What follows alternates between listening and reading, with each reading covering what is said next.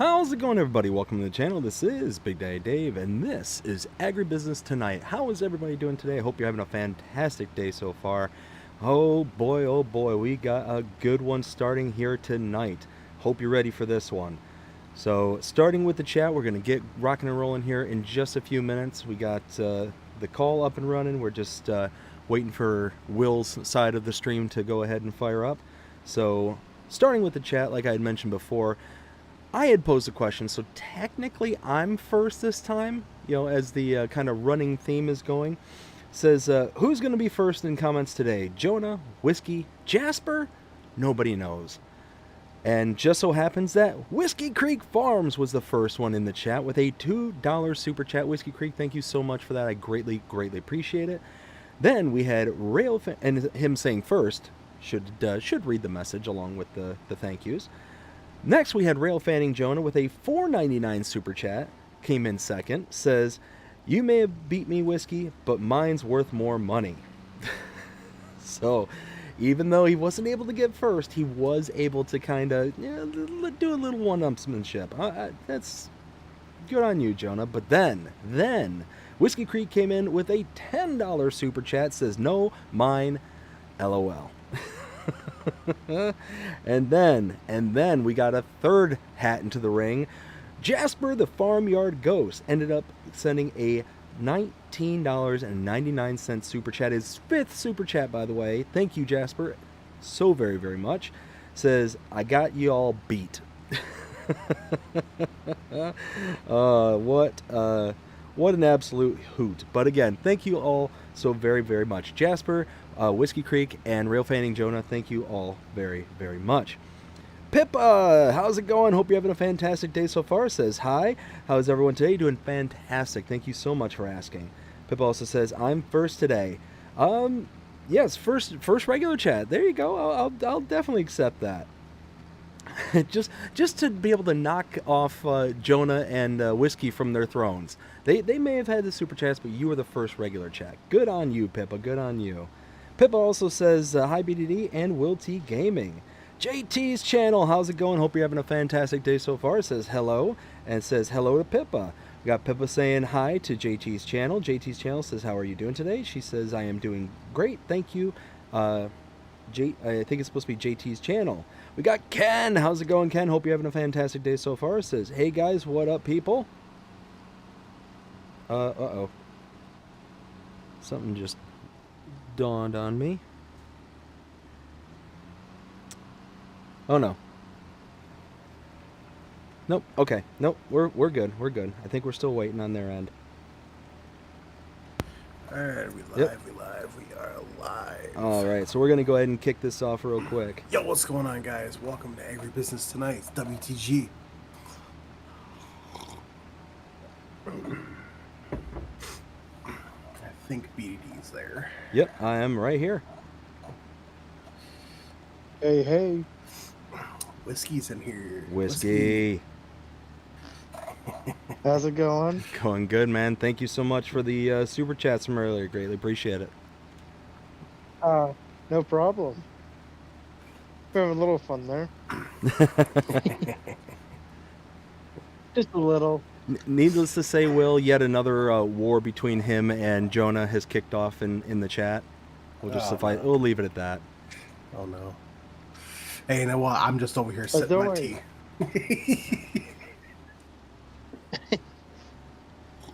With your garlic in it, right? Or would it be your maple syrup? No, neither. It's actually it's Earl Grey. But you know, in all fairness, tea with a little bit of maple syrup sounds delicious. It's not bad. I actually have maple herbal tea,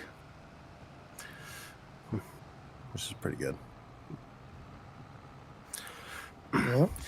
Now, I do want to say off, starting off here, that we have a special guest here today. We absolutely do. I'm personally very excited about this. JT's channel. Hello, how are you doing, man? We have the one and the only Bcbuhler in here. How you doing, man? Doing pretty good. It's good. It's good. Thank you for coming on tonight, man. Appreciate it. Well, you guys are welcome.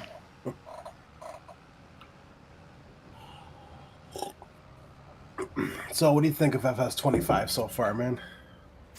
I think it's definitely the best FS we've had so far. Oh yeah. There's some things that are a little disappointing, but other things that are, leaps and bounds ahead of what we've ever had before. So I can agree with that. So if you had to pick one thing, man, that's disappointing about FS25 compared to 22, what would it be? The start equipment in some areas was a little lacking, but it's just because the game is so many different things that it's into now. It's, the equipment gets spread thin in some areas. Right. But, we're getting there, and the mods are starting to fill in some of those gaps. I'm sure you're helping with that. Which, Yep. Speaking of mods, I actually have your Seed Hawk installed on my PC. Yeah, there's quite a few of my. If you're on PC, I've got quite a bit out there already. And lots trying to work its way out for consoles, but obviously that takes time. Yep. Yes. Giants have over 1,000 mods and waiting to be tested right now. Oof. Yeah. That's a lot of mods to test. Yeah. Yep. I don't even remember exactly how many of those would be mine. I'll look here.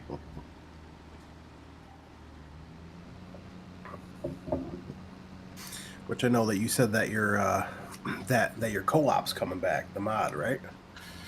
Yeah, I got 9 right now in testing, kind of. Wow. Oh wow. So while the North American Shed Pack is on testing completed, which they actually started testing that one before Christmas. And then then there's 8 other ones that are on pending. So who knows when they'll get to those. Right. And one of them, the Foremost Pack, had passed testing, but then because it stayed in the review stage too long waiting for the console version, their system automatically deleted it. So it had to get resubmitted because of that. Oh. So that one, technically, as soon as they get to it, it'll automatically pass because they've already passed it. So. Right. Yeah. I'm very, very, very excited for a lot of your mods coming out. Are you bringing? Now? I know you had a mod come out in FS22. I know you had it on 17 as well. It was a big fan of mine in 17 and 22. I used it all the time. You can ask BDD from all the screenshots I sent him. Your Silage Boss trailer, is that coming back? Yeah, it'll be coming back. Oh, I'm excited for that.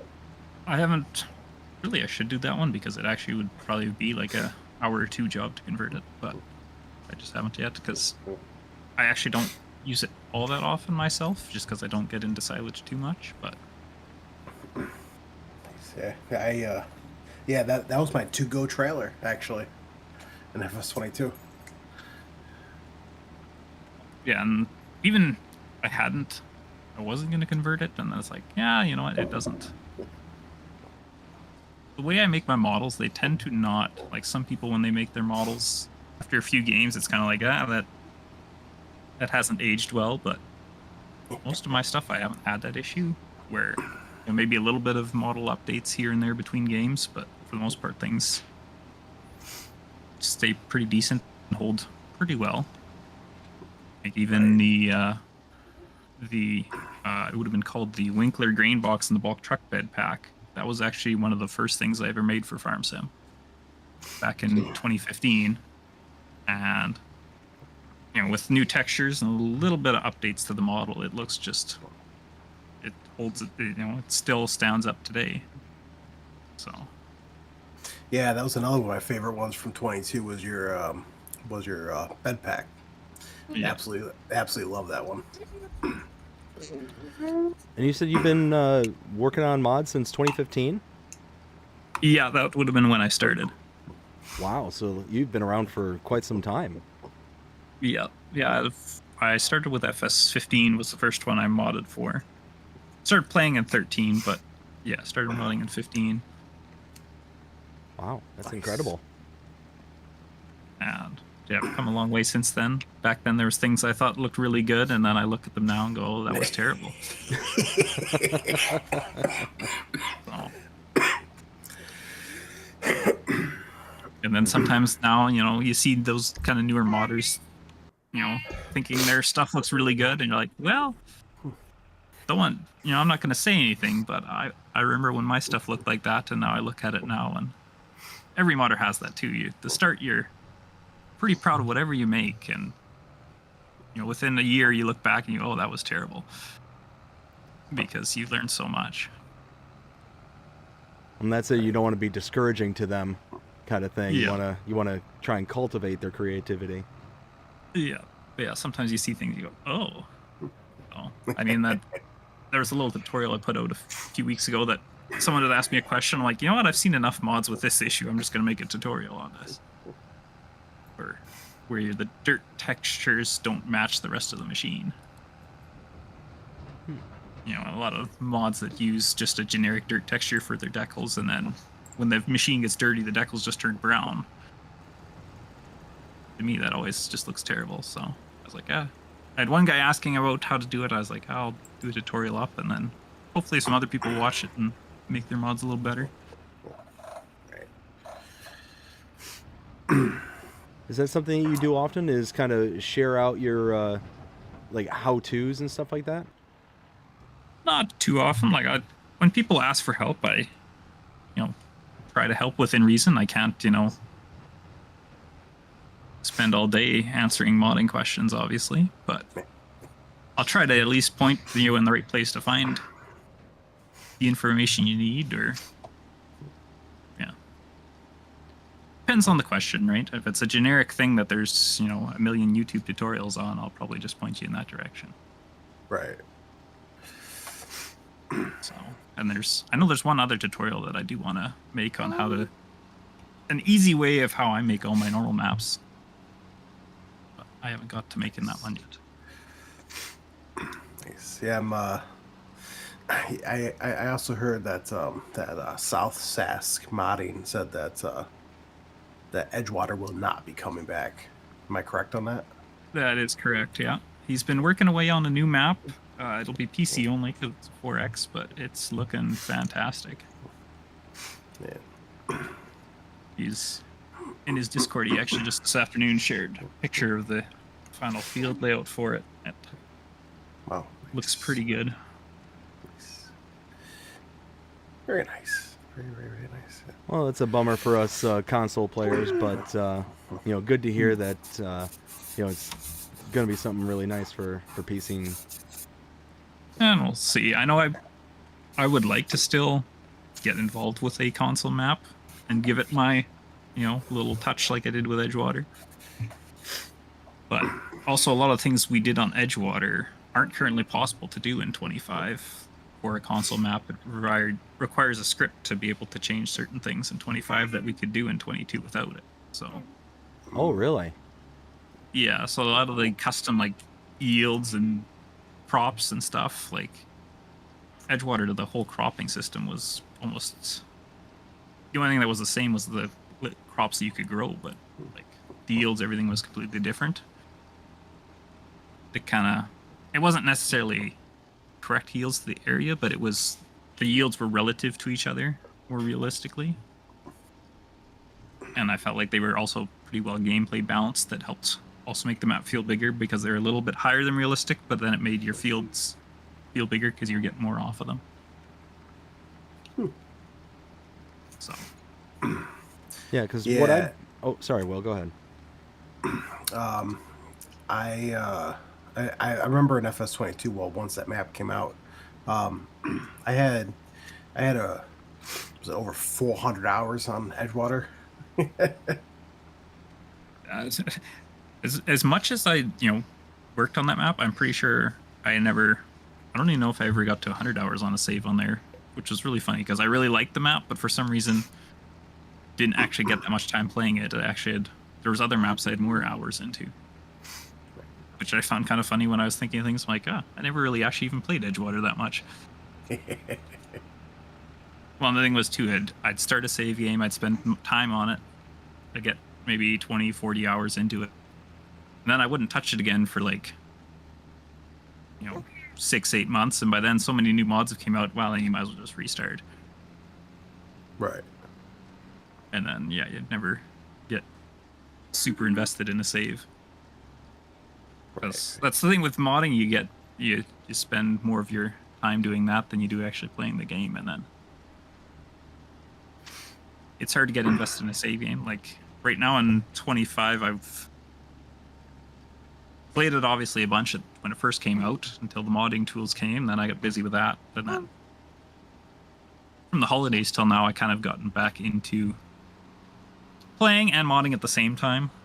Where while the worker's doing something, I'll go mod in the background. Oh, nice. But I'm over 100 hours now on my save game, so Nice. in 25. So Do you ever like, regret definitely getting never. so deep into the modding world, like to where you can't invest any time in the gaming side of it? Really enjoy the modding part of it too. Like, I enjoy making stuff and getting to see people enjoying what I make. And the other cool thing is, I like. To me, it's a really cool opportunity too, like bringing equipment that I know to the game, and stuff like the Soaring Eagle drive over. That's such a small little company, but now, people around the world know what they make because of Farm Sim. So it's kind of And that is a brilliant cool to mod bring those too. local brands worldwide.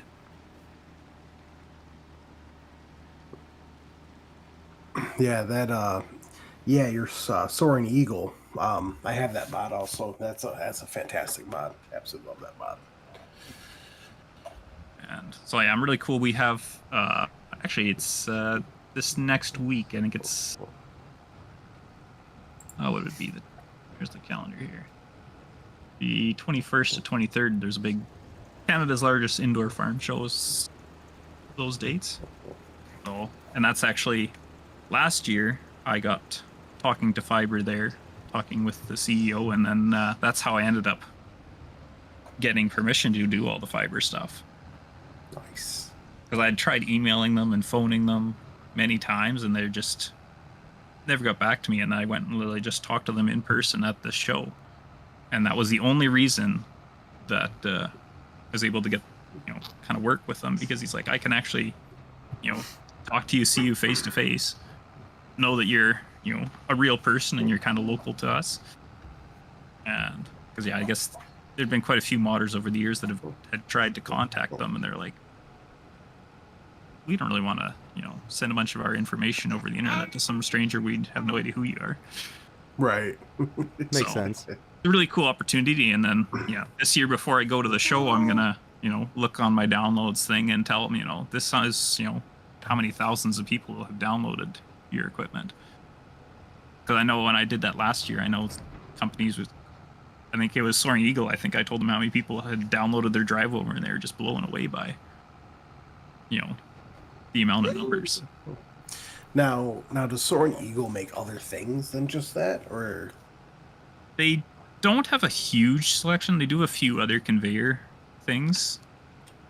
And I know I talked to them last year that they're, developing more stuff. But so, when they have, the one thing he kind of suggested they're mainly looking at, I'm not going to say it, but,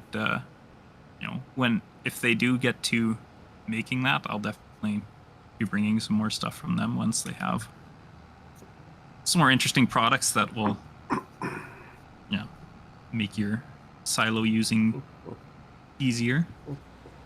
Nice. Now, Just for question. Just for PC or for console too? For those? For console, like I try to do everything I can for console. I will try to bring to console. Okay.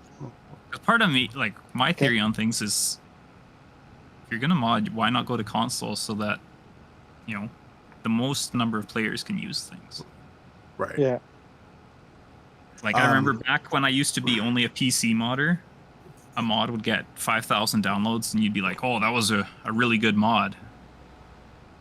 And my worst mod on console has more than 5,000, or my worst mod on the mod hub, has more than that. So Wow. Now, now going back in time to like FS 19, then of course you go to 22, and then now, what is your opinion, or your thoughts on finally having John Deere and Kloss in the game, base game? To me, it's not a huge deal because obviously a PC player, it didn't matter to me. And I haven't really done much for modding John Deere. I think the only John Deere thing I've made is the one grain auger in the vintage auger pack. So it's not a huge thing, but you know, obviously having those machines base game is nice. Giants models are quite a bit better than anyone else's. And that's why you see so many edits of them. And you see some of the big names competing over who can make the best edit, which is ridiculous. Yeah. Well, I know, Yeah. I know for like console players that was a big deal, especially in 19, for having John Deere base game and then having Kloss come later on. Yeah, like I was more excited to see Versatile come to the game just because that's one of my personal favorites. 22. Yeah. Yeah, so That's and a Canadian even though I brand, isn't it? continued, yeah, their factory's about 3 hours roughly from my house. Oh, nice. So, and that's the thing too. A lot of the mods I make, probably a lot of them are built within about that 3 hour range of my house. Now in FS22, which BD knows this for a fact, but I was absolutely stoked to when Oxbow got announced. Now, like, what is your opinion on Vermeer and Oxbow now being base game when it came in 22? I definitely enjoyed the Vermeer packet and the you know, an actual proper American round baler. Right. I don't get into haying stuff a lot and cattle stuff, but you know, the odd time I do, that was quite often my go-to, just because it was simple and you know, it made the Giants bales, which may look a little funny because they're a little narrower than typical American bales, but they work with everything. So Right. I know from 22 in the Oxbow pack they had that. Oh, I forgot the name. It was the merger. It was like the only merger that came in it. I was so hurt deep down that it didn't come base game. I'm like, oh, I hope it comes back. I imagine it will as a mod eventually. That was my only only windrower I actually ever used, was that one. Yeah. Usually I think we tend to see a lot of the DLC stuff, probably like 90-95% of it comes back as mods if it doesn't make it as a base game. Or well, I know that this month or next month there's a free content coming up. Yeah, there's either those or the mods on the mod hub that Giants does. Now, now I know that BD and I had a conversation about this, and I wanted to pick your brain for a second. Now for the for the year one season pass, what do you think? Now, what do you think the first DLC could be? I'll just pull up the sheet thing they gave us with the stuff there, if I can remember what the folder is that it's. Innovative machinery. Yeah, there it is. Yeah, I found the file for it. That one I didn't have any ideas on. The one that out of that, the most that I have an idea for is I'm thinking the performance on the plains and prairies. My thought is old versatile tractors. Ooh. Because, and the reason I say that is because I think it might have been around 2 years ago. There was someone from Giant Software that was at a museum here in Manitoba. They were taking 3D scans of a bunch of old versatile tractors. And we've never seen anything from them. And when I got thinking plains and prairies, that made me think, I wonder if that might be a result of that. Or my other thought is what might have happened with those 3D scans is in the meantime, Versatile changed who owned it, and maybe that whole thing got dropped. Is the other option. But I'm like, I think the highest chance of seeing anything from that would be that DLC, just based on the hint. But Now, what I personally, well, I stated it like big machinery, like, because I believe John Deere is working on a new planter and a new seeder that's pretty big too. So yeah, there's, and yeah, when you think of it and you hear other people's ideas, there's lots of things that one could be. But to me, that one, I feel like, just based on the hints too, even if it's not my thought, I feel like that one will be the most likely the favorite one by American players. oh yeah. Just based on the things that come to mind when you think of that. But Now, as for the first one, and I know Looney Farm guy, and I wouldn't say had almost the same theory on it. He had something a little bit different, but like enterable factories and like interactive factories. maybe. I mean, it could definitely, I don't know. I feel like it could be something kind of a niche equipment, kind of like the Go Wheel baler thing. Something where it's a very niche thing that's very specialized. Now, I was also thinking like that mod that came out in FS22, that next harvester, like that weird one. That could be another one. Yeah, something. I feel like, I don't know, when you think of usually innovative stuff in ag, quite often means it's something kind of out there that's not super common, but Oh, so yeah, that definitely fit in that too. Well, especially like the like autonomous vehicles too, especially if they're saying innovative. Yeah. Now this other one I had a very, very interesting theory on, and that's the stars align.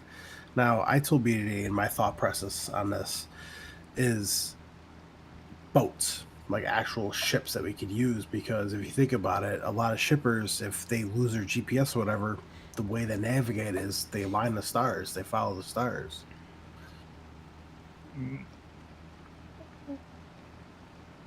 Yeah. And that is one thing too interesting on oh, I can't even think of what the base game map is called, the American one. Riverbend Riverbend? Springs. Riverbend. Riverbend Springs, yeah. Mine was blanking there. Just the water and the boats on it. It's like, I wonder if something is going to come down the line of the boats, and even there's that kind of that blocked off area that maybe is like a fish farm or something. Yes. I don't really. So it's like, but it's like, is that something going to come in the future that the map updates and that, you know, becomes something added to the map? Yeah, I know Mr. Silly P, it was either him or it was Andy's Farms stated something along the lines of that could be something down the road that opens up as like part of a DLC. So, I mean, who knows? And in the first quarter, I mean, knowing the way that they've released DLCs, my best guess is that we'll know something by like mid-February going into March. Yeah, it should. I think that's probably a pretty reasonable timeline. Find things out. So. Now, I know that there's a lot of people who are excited for a UK-based map coming from Giant Software for the expansion. Now, I had a thought theory on this because it's even in the picture that we're getting a new breed of cows, Highland cows. That's my personal opinion. Ooh. It's very possible. I'm curious if it'll Oh, yeah, I be. gotta go. I gotta It'll go be- for 3 minutes here still. All right, Luke. Yep. All right. I'll try to be back a little later on. You're All good, right, man. Luke, take care. Yep. All right. Yeah. Yeah, one thing on that kind of UK map or Scotland map, and I'm curious because Giants maps tend to be more open. than most stuff. So I'm curious what their interpretation of it will be, because UK maps, at least the ones we've seen from modders, typically have been very tight and challenging to maneuver. So it's curious to see how they will do that. Now, so now I know that what was it? Now I know Zelonka is returning. Was returning from the platinum expansion. No, premium. Sorry, not platinum, premium. Now, if you don't count that, between Hutan Pantai and Riverbend Springs, which one do you like better? I've been doing all my playing so far on Riverbend Same. Springs. I know my brother and I, when the game first came out, we were messing around on Hutan Pantai just because we'd both kind of explored Riverbend Springs on our own. So then we were kind of messing around on Hutan Pantai together. Nice. Kind of ripping around on dirt bikes and exploring things. All right, now I do ask this to a lot of people because I'm curious. What is your new favorite feature from FS25? I think the visuals of the game, it just looks a lot better. I think that would have to be my favorite. Like, it's the biggest visual change I think we've ever seen. Oh yeah, I know for me it was Baby Animals base game.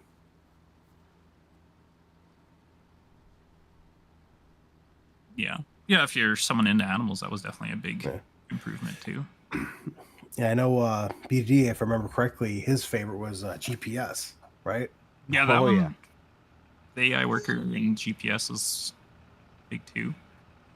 I know I was playing around the other day. I planted a field of carrots because it just was like, oh, I can do carrots and oats in the same year, so why not try that? And then I ended up with way too many carrots, but that's beside the point. But because I did it on my biggest field, which was a mistake. But there's that mod.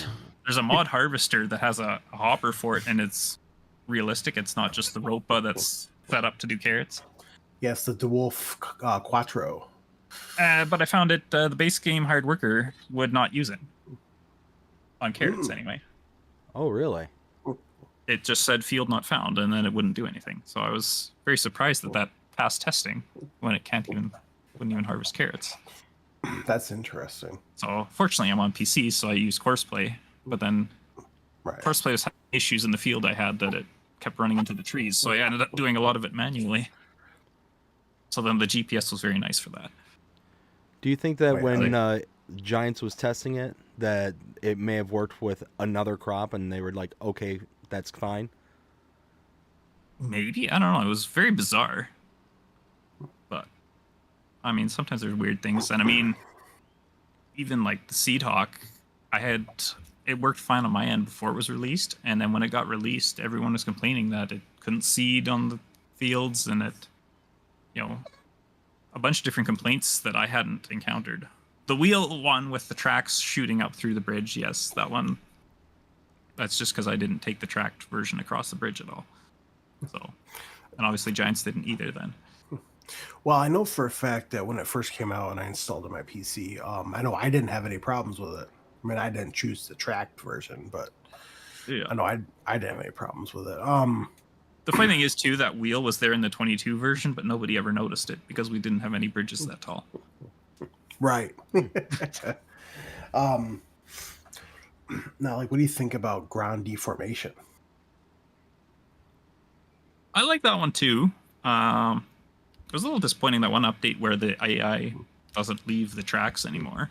Yeah. Yeah, that was a disappointment. Which I did notice, though, using, I've been using auto drive to run trucks, and the auto drive still leaves tracks, so that's good. It's easy to come back, and then you see a big circle out in your field, and okay, auto drive's having an issue here. Yeah, I mean, I was extremely stoked that I mean even like the lighting at nighttime when like lights when they shine against our vehicle, it actually casts a shadow, which I think is awesome. Yeah, that one too. I know in towards the end of 22, there was a mod that came out that enabled that for all lights Yeah. on PC, and I ran that mod, and I found myself almost playing more at night than I did during the day in my save game sometimes, just because I do find, like, when the lights cast shadows, the game is beautiful at night. Terrible for screenshots or videos, but it looks really good when you're playing it. But yeah, if you post a screenshot on Facebook, people go, ah, it's a black picture, and they don't look at it the same way you do while you're playing the game. It's Now, incredible. It's incredible on how there's certain mods and certain things that come out that can just completely revolutionize the way that we play the game. And sounds like that would be one of them, is just, change from a daytime operation to a nighttime operation. Yeah. Because towards the end of 25, I was like, well, no point in working on any new mods. Time I submit them through Mod Hub, it's good. People are gonna have it for a week, and then the new game comes out.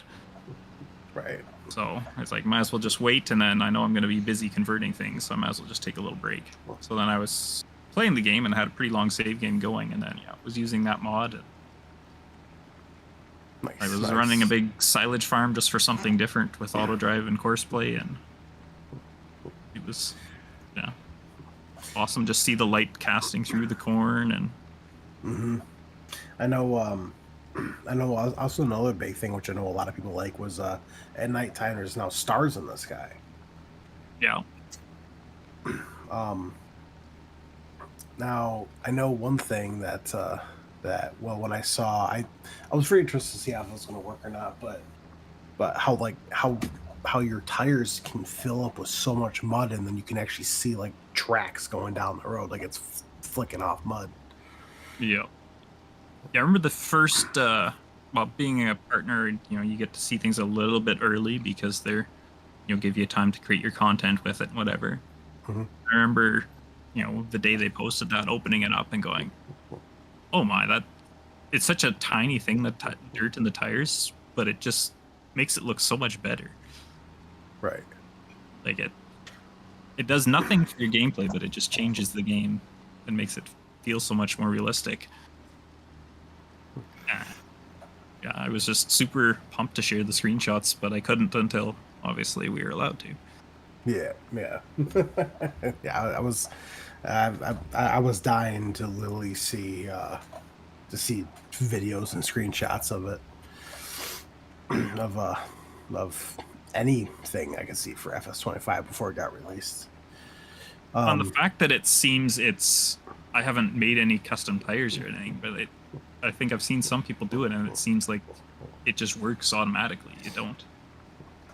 At least I think that's how it works. I haven't set up any of my tires myself. I don't typically make my own tires. Actually, no, that's not true. The tracks on the Seedhawk, those I made, and it works on those. So yeah, you don't have to do anything. Nice. Very Now, like, what do you think of like tornadoes and hail and like the rain? Tornadoes I don't really care too much about. Hail's kind of cool. I mean, I had some of my fields take damage from it. It's like, oh well, that's a bummer, but it's not like real farming still, where FS, where you're going to bankrupt your farm Right. from a crop failure. You'll still survive. You just might not make quite as much. Right. And the tornado, I've seen the odd one, but I think I save game. I think that I've only one I've been playing on so far. I think I've made it 10 years, and I maybe noticed the tornado a handful of times, but I've never had it actually come across my farm where I've been farming. So Yeah, I was playing on my Xbox the other day, and there was a tornado warning that came through on the game, and it was literally headed right for my farm. Then probably as soon as it hit the shop, because I was at like the starting farm on Riverbend, as soon as it hit like the shop bridge area, it just disappeared. I'm like, oh, thank goodness. I had one appear on heading away from my farm, on the other side of the river. Yeah. And I was like, I saw a tornado, and I'm like, oh, I wonder where it is. So then I went into flight mode and fly around. Oh, Okay, it must have literally just started across the river from my farm. So maybe there's something where it blocks it from coming in your starting farm. Maybe it only will go in the rest of the map. I don't know. Well, who knows? I know. Going back to visual effects, because I know that you stated that the overall visual effects, I think the rain looks a lot better, especially with it bouncing off the ground. How the roads look after it rains. Yeah, everything in the game gets wet. Yeah, Yeah. yeah. I thought that was awesome. So you mentioned how you have so many shops are within like 3 hours of your home. Do you go to those shops to be able to kind of see the equipment firsthand? No, I don't. I mean, fiber driven. When I go to my grandparents, I drive past the fiber shop, which is kind of cool. Every time I drive by, it's like, oh, I made that stuff. So do you just basically work off of like photographs and stuff in order to make your models, or? Some of it's they send me CAD models, which is the models they use to design things. Mind you, they usually send me them kind of simplified. It's not like I get the full thing because I don't need to see how many threads that bolt has. So usually they kind of send me simplified versions. But so that's how things can be super accurate. And I think too that's a lot of Giant stuff is done that way too. And I'm Right. they probably have a better workflow for it. They're professionals. I'm just a guy doing this for fun. But that's how a lot of their stuff will come, aside from old stuff that was built before computers were a thing for designing stuff. Right. So like the international pickup and the old semi, those ones they will have gone and found a real truck and done a 3D scan on it, and that will have some of like the weird things on the international truck that will have been because that's how the truck they scanned looked. And Right. I know some people pointed out lights being in weird places, but probably that's how the person who owns the real truck probably did it. Right. I was actually, I know in FS22, I was excited to see Mac-based game, and I'm very excited to see it back. I was also excited to see Volvo come, so when that's back, I'm super stoked to have international base game. Yeah, me too. Back in FS17, I had an international 92 or 9400. I can't remember exactly which one, but I'll definitely be pulling that model back out of the folder and redoing it, and that'll be a mod 2 eventually. So then I'll still have one semi per licensed brand. Now, now on your Fiber Dash. Now is that with Giants, or are you still working on that? That one I haven't submitted, and because part of it is because it's such a complex mod, I wanted to have people, use it, give feedback on it before I submit it, because I'd rather PC players find, this doesn't work, or, this doesn't make any sense. Why does it work like this? Before submitting it to console, because PC players are a little bit more resourceful at finding, how to do things, whereas console players, I feel like if it doesn't work, they're pretty quick to give up on things.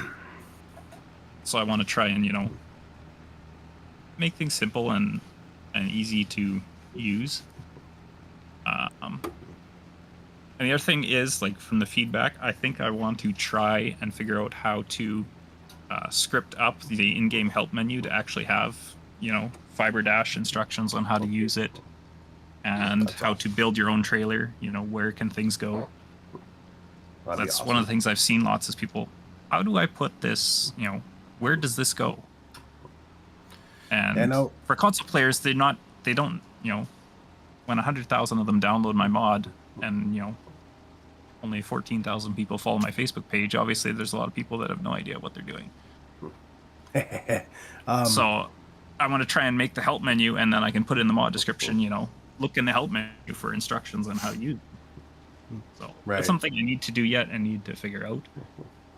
I had thought of doing it in 22, but didn't want to because it looked complex, but I feel like it's probably the best thing I should do. And if I don't Wow. really- Well, I know in 22, I absolutely love that trailer. That was like my main, like crop protection trailer. So I was like haul liquid fertilizer, herbicide, solve fertilizer. Like I would always haul everything with that. It was Yeah. like perfect. Now, I know it came back in FS22 as a DLC, but what's your thought on Kubota being base game? What was another one I really like? And actually, my favorite from the Kubota would definitely have to be the M8 tractor. Partially because it's the exact same as a Versatile. Which I got thinking the other day, and I saw someone do an edit of it where they reskinned the Kubota hood to be a Versatile, which isn't technically correct. They do have different hoods. Yeah. And different motors, but otherwise they're the same tractor. Same cab, same transmission, axle. So you got me thinking that that's another project I need to do is make a proper hood for it. Yeah, I mean, I was actually quite surprised to only see the M8 and the tracked Kubota skid steer base game. I absolutely love like the Kubota wheeled skid steer. Absolutely love that. Yeah, and I think the M7 was a pretty popular one as well. Yeah, I feel like that's going to come back as a mod at some point. Yeah, there definitely will be more mods. But yeah, the skid steer, that. I don't think what else was a part of that back in 22. Out of curiosity, what would you say was the most difficult mod that you've undertaken? Oh, definitely the Fiber Dash. Oh, really? Okay. Because look at how many pieces there are to that mod. True. And even anytime you want to change like one thing on the tanks, you've got like a dozen of them to go change the same thing on. And there's just so many components to the mod. So. Well, yeah, I'm looking back at the DLC page for Kubota. I know that there was the M5 series, which was like a vineyard tractor. Yeah. Which I was actually kind of hoping that they would have a 2-wheel drive version, because I know they have a version for that. I feel like the M6, M7 were quite well used by guys doing like livestock farms and stuff. Oh yeah. In FS. And yeah, the wheeled skid steer. Yeah, and then the vineyard stuff is kind of, I don't know how many people actually do it. Like I'm sure there's some, but I know I've tried it and I just found it too tedious and been like, nah, I'm not doing that. Now, I mean, because I had a bunch of people ask me if precision farming was coming back or not, and as far as I'm aware, I don't think it is, because from what I've heard, that Giants didn't re-sign agreement or whatever it was with the people who made it. Yeah, and that one, I don't know. I'd be very disappointed to not see it return. Right. To me, that's one of the, kind of. It should be a base game thing by now. To have that more realistic fertilizer application and stuff. Right. Now, like, what do you think about? I know it was a DLC back in 22, but now it's base game. But Antonio Carrero. I didn't really care for it. It was. I mean, if you're a person doing vineyard stuff, obviously you're gonna love it. But if you weren't into vineyards, I don't think you really cared. Right. Well, like you said earlier, it's that kind of niche kind of appeal. Yeah. Now I know one pack that I absolutely love that came out, and I know there's some stuff-based game for it. Was the AGI pack that came out? Yep. I was actually kind of hoping for that big silo to come back, but I didn't see that base game. So But yeah, the Vermeer DLC when it came out in 22, I knew was fantastic, and now its base game in 25. I think it's absolutely fantastic seeing that self-propelled baler. I think that's awesome. I was also very excited to see the mower come back. The only thing I was disappointed about is that we didn't see the other baler or the other windrower. I love that windrower in 22. The older one. The older one. Yeah, I think. Oh, isn't the only thing we got the self-propelled baler? That and the mower. We got the Oh yeah, the mower, right? The TM 1410. Yeah, the other thing we didn't get was the straw blower that came with it. Yeah, which we got the Elmer's one, which Yeah, it was better. was actually something I've been thinking about for years. I should really make that, but I just never did animals enough to be worth it. Right. And now Giants have made it, so I don't have to. Yeah. I know one DLC that was a third-party DLC that I absolutely love to use. I know I sent them in a message if they're bringing it back. I haven't heard anything back, but the Pumps and Hoses DLC from 22. I don't know if that's coming back or not. That one I tried, but I found it frustrating because the hoses would always come unhooked for me, even if I wasn't maxing them out, and then I was just found it frustrating with that. And then it was kind of, oh, you know what? I've got auto driving course play. I'll just run a whole bunch of tanks with a whole bunch of tractors, and then I can own every tractor I want. Right. Yeah, one thing I used from that pack all the time was the big slurry lagoons, the ones you actually could see fill up and drain out. I thought that was awesome. Yeah, it's actually it's kind of similar, but the Foremost pack does the same thing with the grain bins, that you can actually see the grain in the bins when you fill them up. Oh, nice.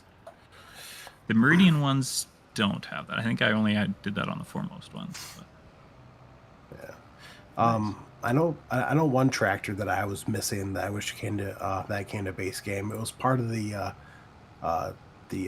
Case IH Farmall anniversary pack. It was the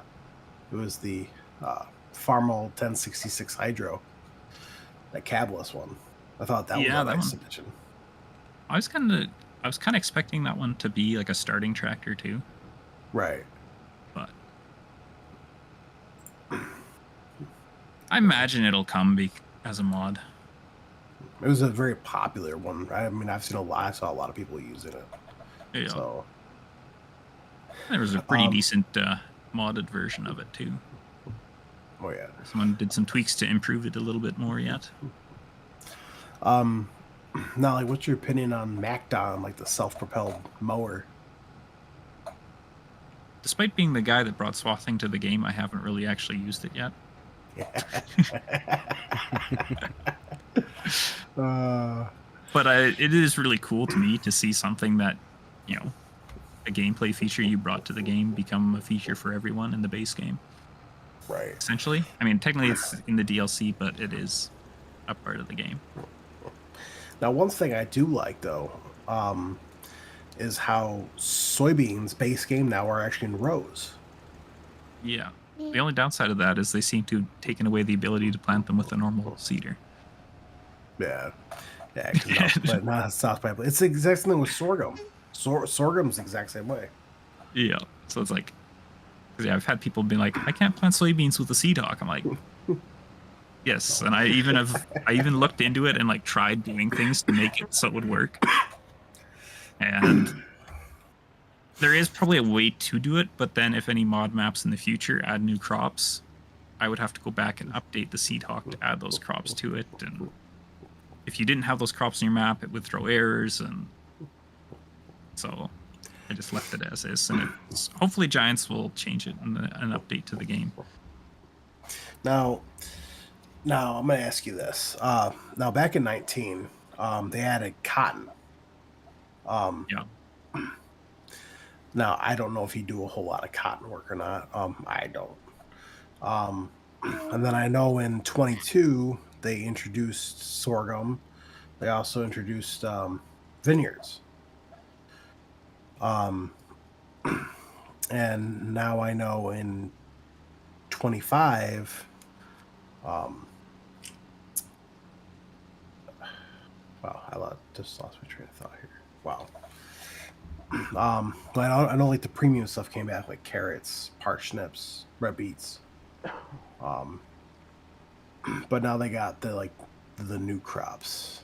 I'm losing my mind here. Yeah, all the But ground veggies, or all the kind of vegetable crops. Yeah, Like the rice. green beans, peas, rice. yeah. And rice, yeah. Now, like, what's your opinion on? Ralph Fanning Jonah green donated beans, $1.99 peas, spinach, through and Super Chat. Someone They're better all sing a song, niche. LOL. I've grown them in my save game just because at the start of the game you kind of give everything a try once, right? Right. And I did spinach for a little bit, but it was like, the harvesters are only so wide, and Expensive. I do enjoy the lots of hauling part of it. It is, keeps the trucks busy. Well, when I did the spinach, I just had tractors and trailers, but now I'm working converting my Volvo truck, and I've got the Lockwood beds converted so far. Nice. So then I've been using those to haul my sugar beets and what did I do? Red beets, carrots with them. So Nice.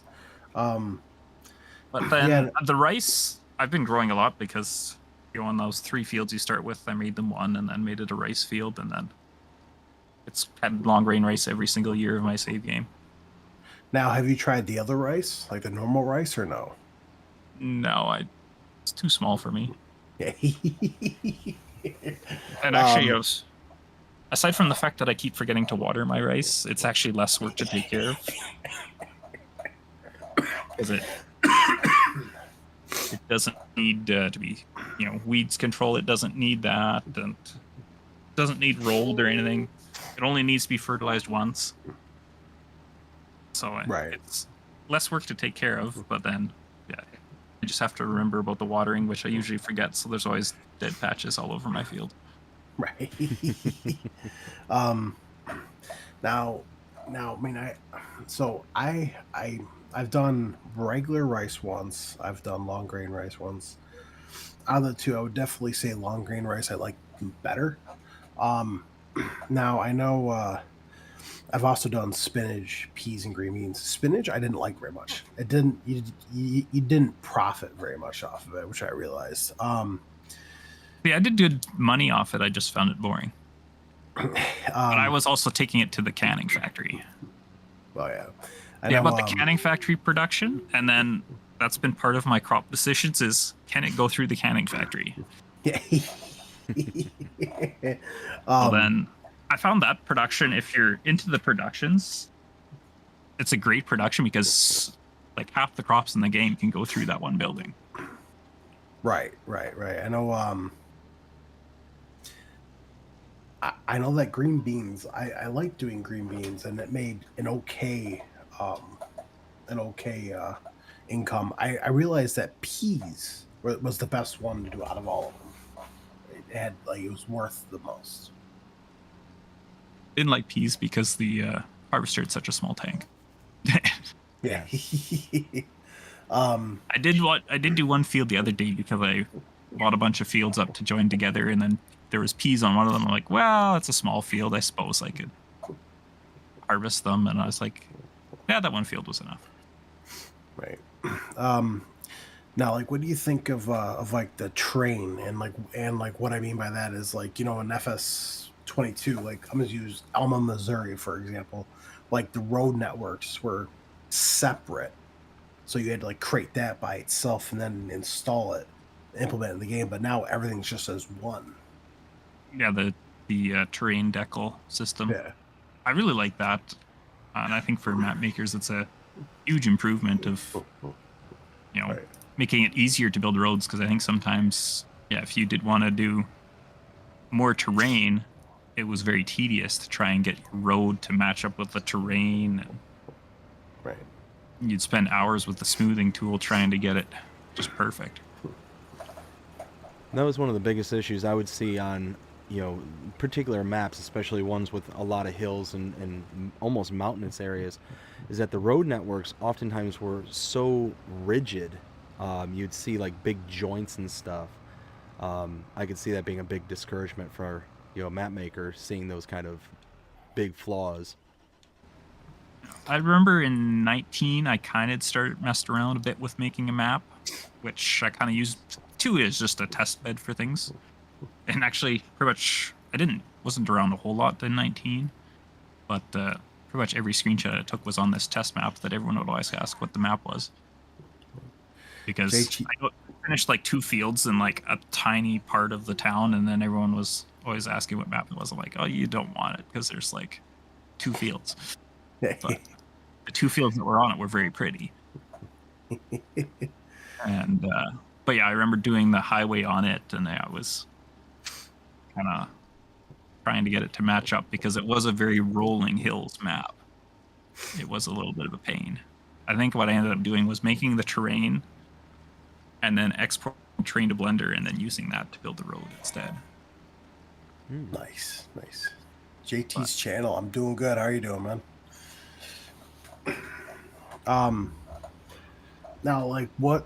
Now, I know this is one of my favorites, and I also know it's BDD's one of his favorites is the dynamic pastures. What do you think about that?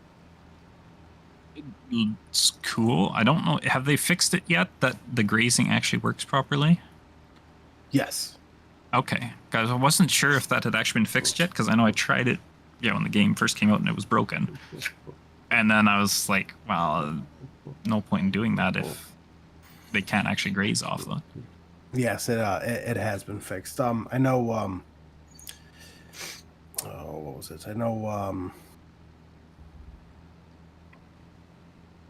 know one thing that I actually like doing is doing water buffaloes because mozzarella. If you make mozzarella, that's a big seller.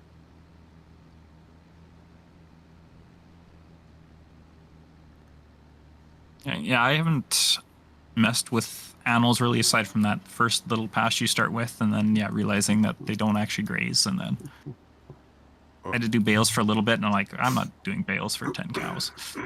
Right. And then I got rid of them, and then I haven't got animals since. So I'm like, well, I'm gonna wait till the grazing's fixed. But then I obviously missed seeing that got fixed.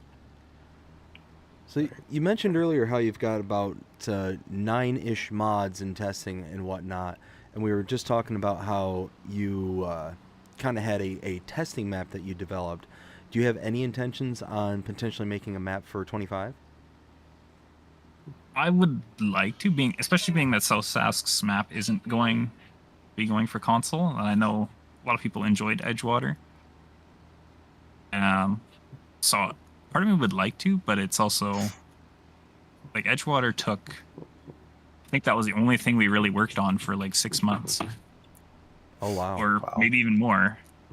And I mean, obviously there was the mods in between that I made kind of for Edgewater, the Swather, and that were made for Edgewater essentially in that time as well. But like, it was a big time commitment that it was like I could have made a lot of machines in the same time.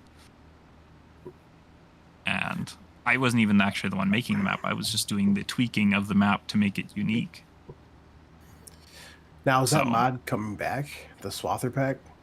It will be out. I haven't got around to converting it because I was like, well, you know what? There is a Swather in the game. I'm sure Giants would like me to not release mine so they can hopefully sell more. So, and I haven't even gotten to swathing myself aside from, the first week the game was out, messing around. So, but it will be coming back. I'm probably not going to make any major changes to it. The only one I can think of that comes to mind is I'm going to increase the poly count on the steering wheel because it's way too blocky. Right. I mean that was another thing too that was nice is I mean for a lot of modders that they raised that you could have a higher poly count model now. Yeah, I think even when I made that, I should have put more into it, but I was like, but I also really hadn't. I think that was really the first interior I'd modeled for a machine, so. Which it was very basic, and it is a basic machine in real life. That one, fortunately, I had access to that my father owns one, so it was very easy to go and make sure I made it, decently accurate. Nice. So Now I know before Christmas, even on Christmas, you made a post that you made a edit of the international CV series. Now, are you bringing that to all platforms, or is that going to just be PC only? the plan is all platforms. It is one of my pending mods. It was submitted on New Year's, so maybe by the end of the month, I might make it into the testing. We'll see. Nice. Yeah, I saw pictures of that. I have no idea what Giants might say, because we'd heard that, no base game edits, but then at the same time, we've seen the little 3-wheeled car thing, little buggy. Right.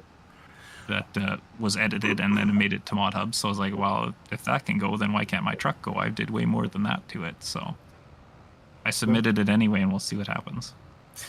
See.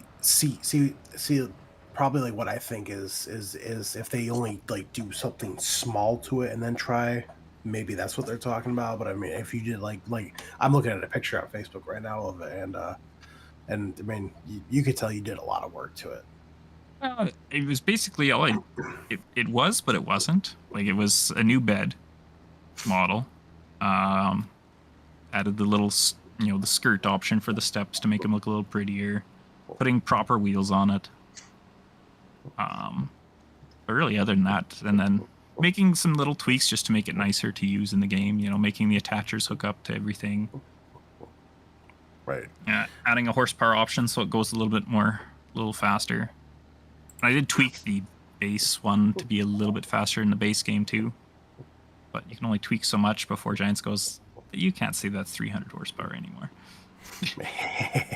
So you said that you've been modding since 2015 for Farm Sim. What's been one of your most frustrating experiences with Giants? I know one that's kind of frustrated me and still does is I made the Foremost grain bins, and it was literally a partnership with Foremost.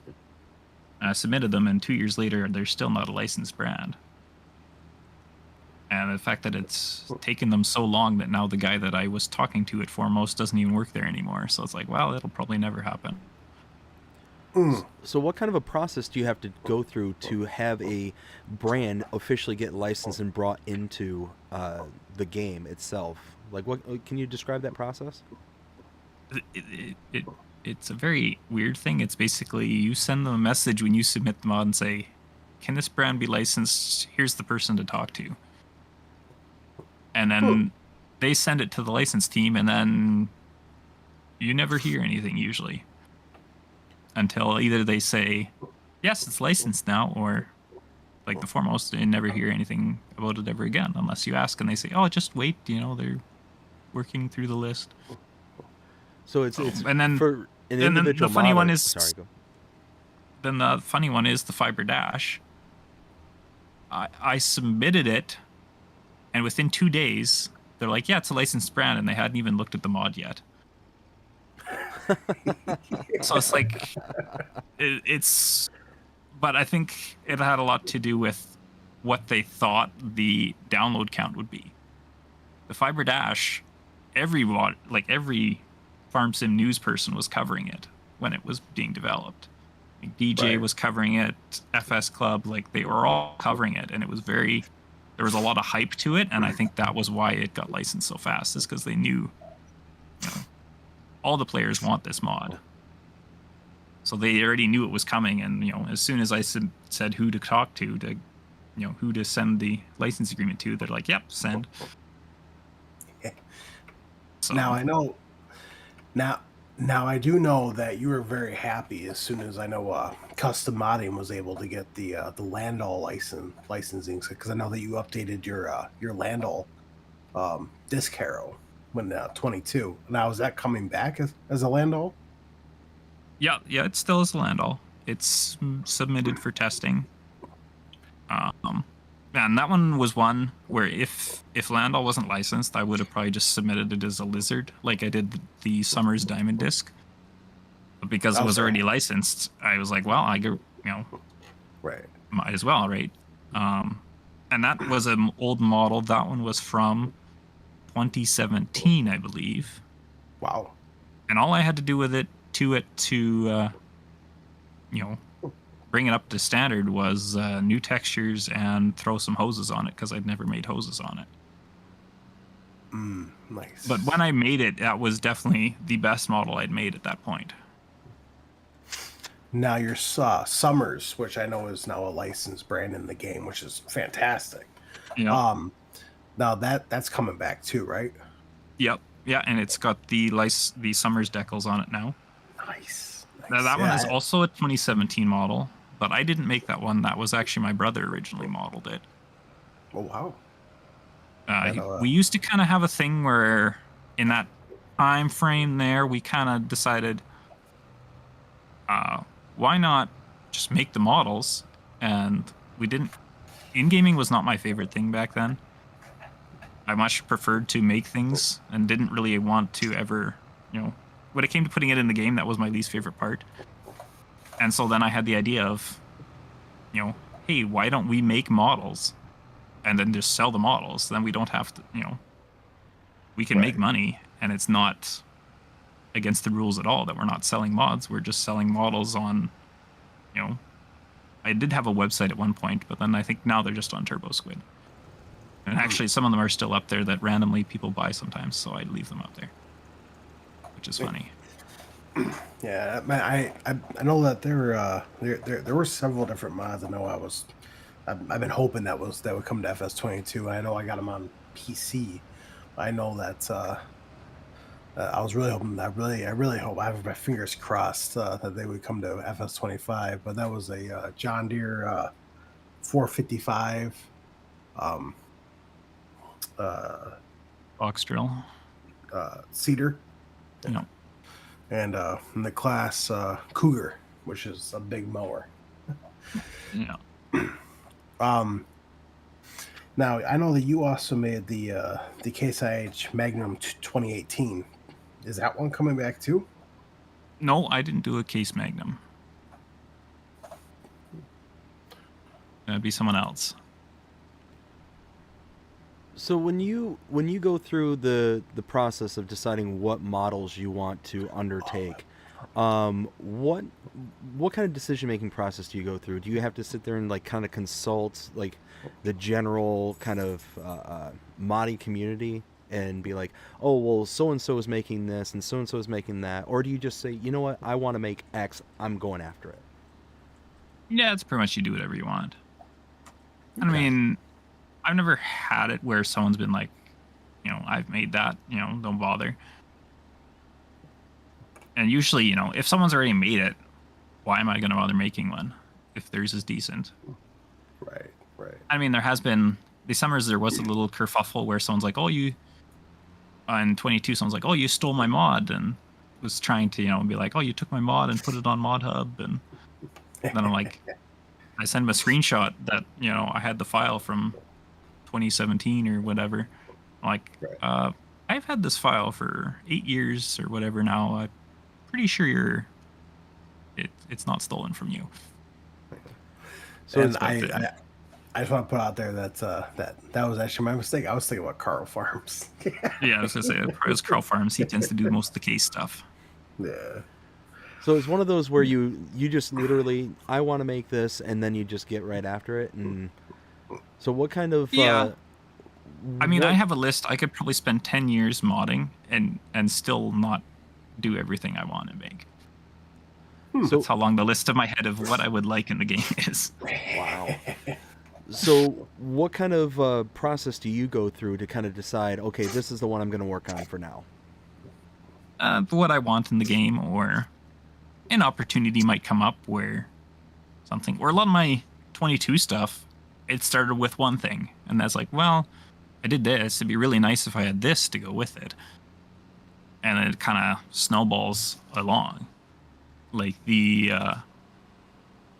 how to go Edgewater, we had the community wells as the water fill point. And I was like, oh, it'd be really nice to have, a trailer be cool to have something that we could mix water and chemical and actually mix it properly. Well, then I got thinking, well, Fiber Dash, that's a cool, trailer for doing that sort of thing. And so then, kind of started working on that. And my thought was, if I couldn't get fiber, I was just going to do a generic mixer and kind of make the similar trailer, but it wouldn't have been as fancy. It would have been just 2 tanks and a mixer. But then it turned into that, and a lot of my mods, I'd start with one thing, and it's like, well, I got this, but it'd be really nice to have this to go with it, and some of it was just, I want that, and then I just started making it. And there's, like, looking in the future, there's one tractor I've wanted to have in FS probably since pretty close to when I started. And a few weeks ago, I found a really good model on a website. And so someone actually very generously bought it for me. And once I get kind of further on in my converting, then I'll start working on more new stuff. And that'll probably be one of my first new things I'll work on. And the paid model, it gives me a good head start in terms of, the sheet metal of the machine. But like, yeah, I could use some work in the detail department. And Right. models aren't always designed for the game, so you gotta, make little improvements to them for performance and stuff. Has there ever been a time where you've been creating a model and you've had to like very almost take a liberty, like you're missing certain details and whatnot, and it's like, you know what, this is gonna have to be good enough kind of thing? Oh yeah, all the time. I mean, usually the bottom of anything you go, there's no pictures of that on the internet, and no one's seeing it, so do whatever. Okay. And I mean, the Lockwood potato beds, kind of a tricky thing to find pictures of the internet on. Potato beds aren't exactly something everyone's out there photographing. So those were, I found a few auction listings and kind of just eyeballed things. And I think I found like an old manual with, a hand-drawn like 2D side profile, and I kind of used that as the basis to kind of roughly scale things out. Oh man, yo, dude, you should have asked me because right down the road in Oakfield, they have several of those. I would have took some pictures and sent them to you. Yeah. So some of that, but like, I mean, there are little tricks with eyeballing things in pictures to measure when you don't have the thing in front of you. Like if you know the measurement of one thing, you can kind of, measure that on the picture, how many pixels that is, and then you measure another thing, and okay, well, that's, 75% of the length of that piece, so it should be, you can kind of roughly figure things out. It's, not gonna be as good as if you have a real one to go out and measure with a tape. Right. But that was also one, like the Lockwood potato beds is like, I don't know, it was just something I thought would be cool to have. There were still more beds I wanted to make for that, but just there's only so many beds you can make when you're like, okay, I want to make something else now. Right. Yeah, I know that the Silage Boss beds were awesome. I used those a lot. Yeah, and those were just, that one was an easy decision because it was just take the Silage Boss trailer, make it shorter, and done. Right. Now I know going back to, I know when we were talking about the year one season pass, because you were saying about like old versatiles and big machinery for the plains and prairies, right? I also I just thought of this because I'm looking on your page right now, and I see a picture of the John Deere 9RX pulling the Sea Talk. I have a big theory that the new John Deere 9RX might be coming with that. What do you think? I mean, I wouldn't be surprised to see that come to the game either. Right. I mean, I think probably John Deere wants to get it in the game too, just as an advertisement thing. Yeah. I mean, even though it advertises itself, really. Yeah. I mean, it's the highest horsepower tractor you can buy right now, so. Oh yeah. What do you think about the about like the new Steiger. This was the 710. 715. It's like Yes. the base game one. Yeah. Quad track. Yeah. I mean, I like those. I think they're pretty cool. I actually, I'll admit, a little over a year ago, I actually toured the factory where they build all the case in New Holland 4-wheel drive tractors. That is awesome. That is awesome. really I know cool. Oxbow's built only 35 minutes from me. Okay. Yeah, that was my wife and my parents and I were down in Fargo, North Dakota, where they build them, and we were down there and going down there, and I'm like, it'd be cool. I wonder if we could go and tour the factory, and sure enough, yeah, we could. So That is awesome. and yeah, it was cool. It was definitely. I've toured the John Deere Air Seeder factory when I was, I don't know, 10 years old. And then a few years ago, a buddy and I toured the John Deere Combine factory and the planter factory. So I've seen a few factories, but the case one was pretty cool, And also, at my work, we do some fabricating of our own equipment now. So now I kind of have a different perspective on things, too. Actually having, built things myself now.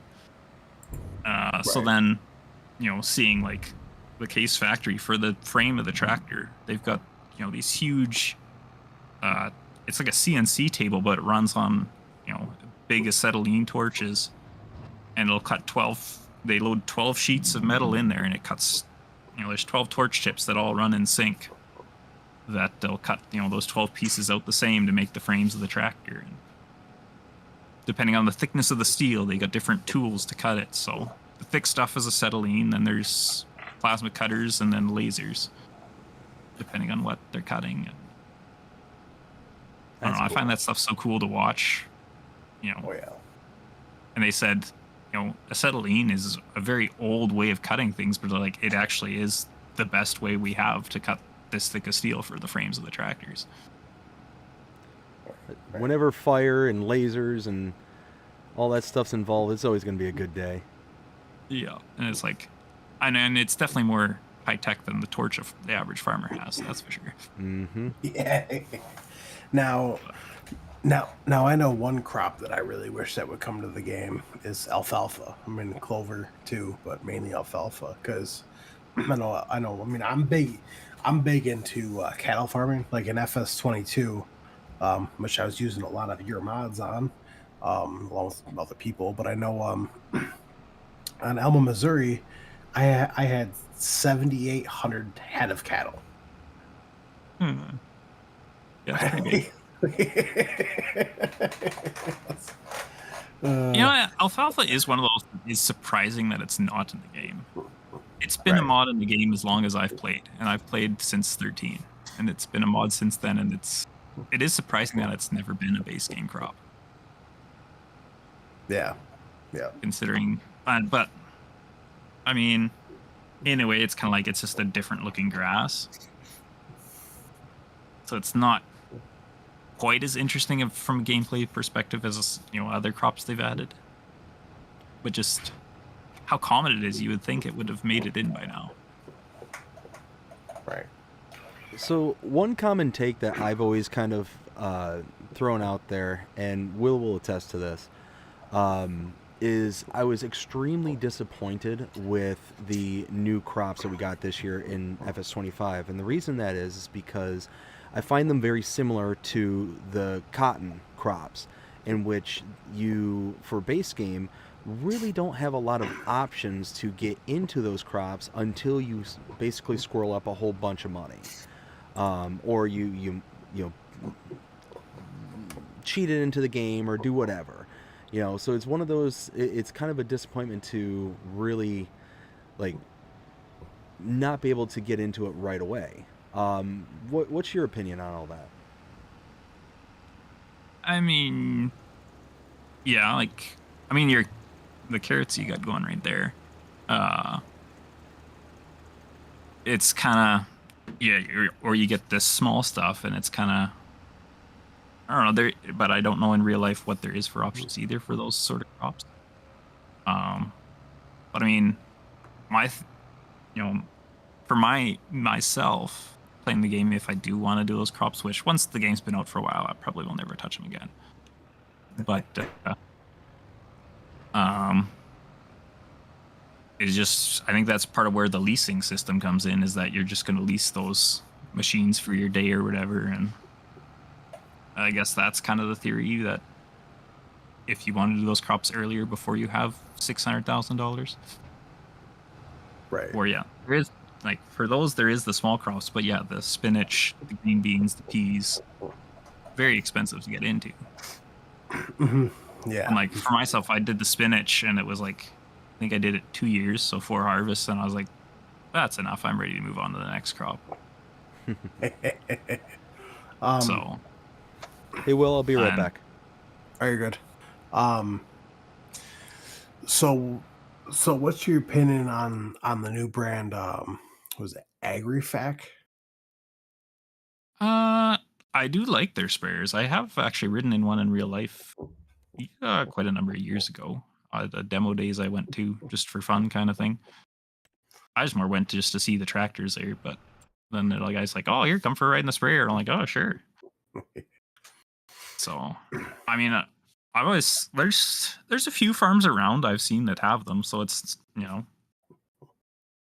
it is in a way one of the most North American sprayers we've had. Right. But Now, like, what about their beet harvester that's in the game? that one I haven't used, but that's only because there's the Amity, which is, actually North American built and everything. So, which Right. I've edited a version of it, which I have an edited version of it that the kind of pipe, as they would call it in game, isn't.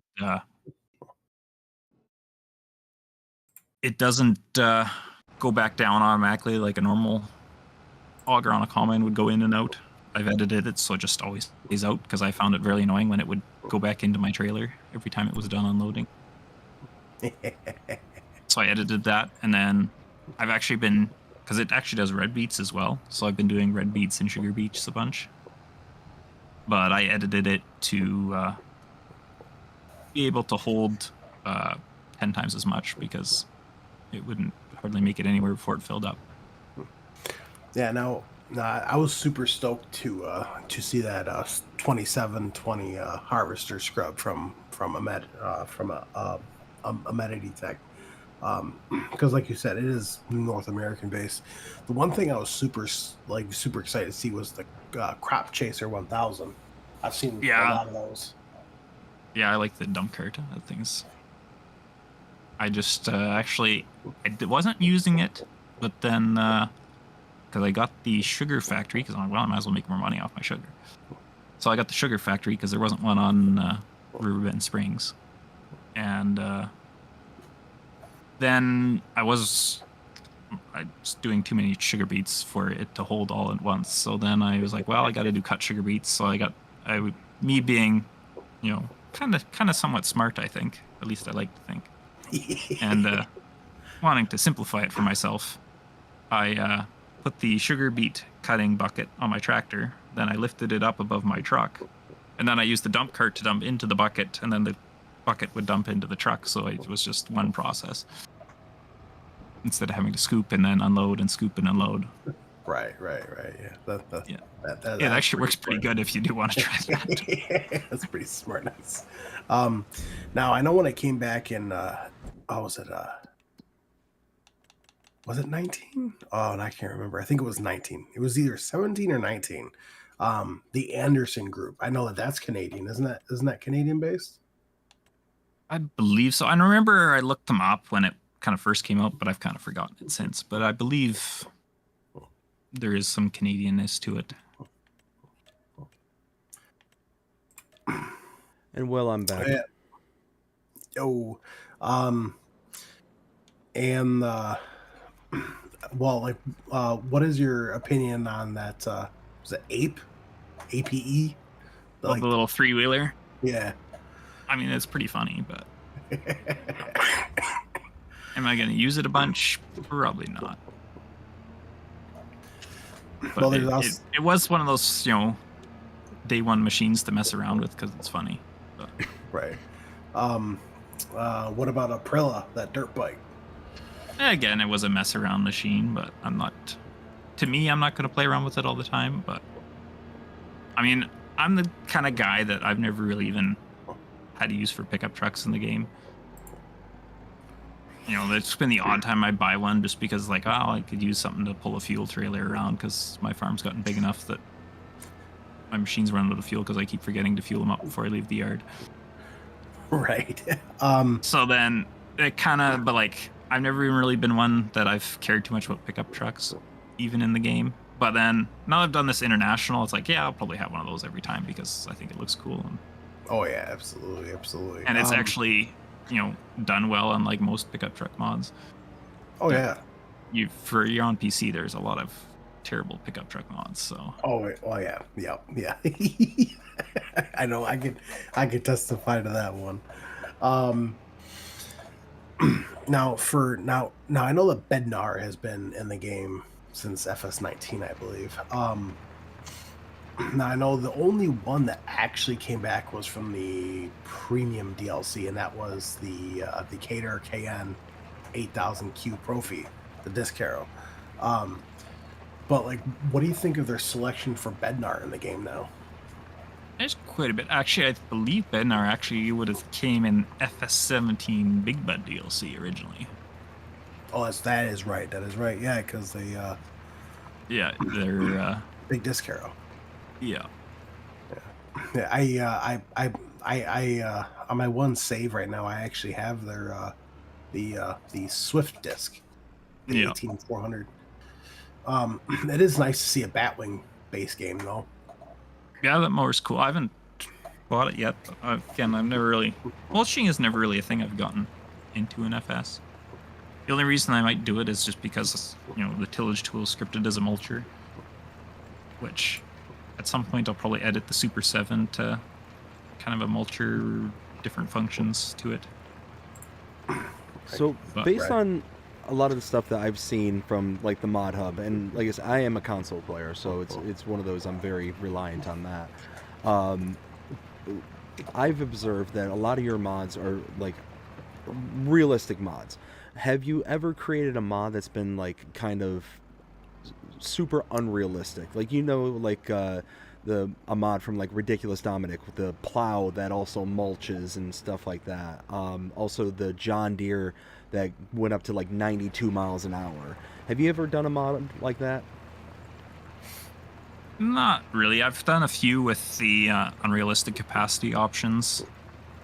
Because I know that's, you know, the thing quite a bit of players like. And I think for 22 with the bulk truck bed pack, I did it as a 5 times the realistic capacity. And I feel like that's a decent balance without going crazy over the top. No one needs a 1,000,000-liter trailer. DJ Goyam.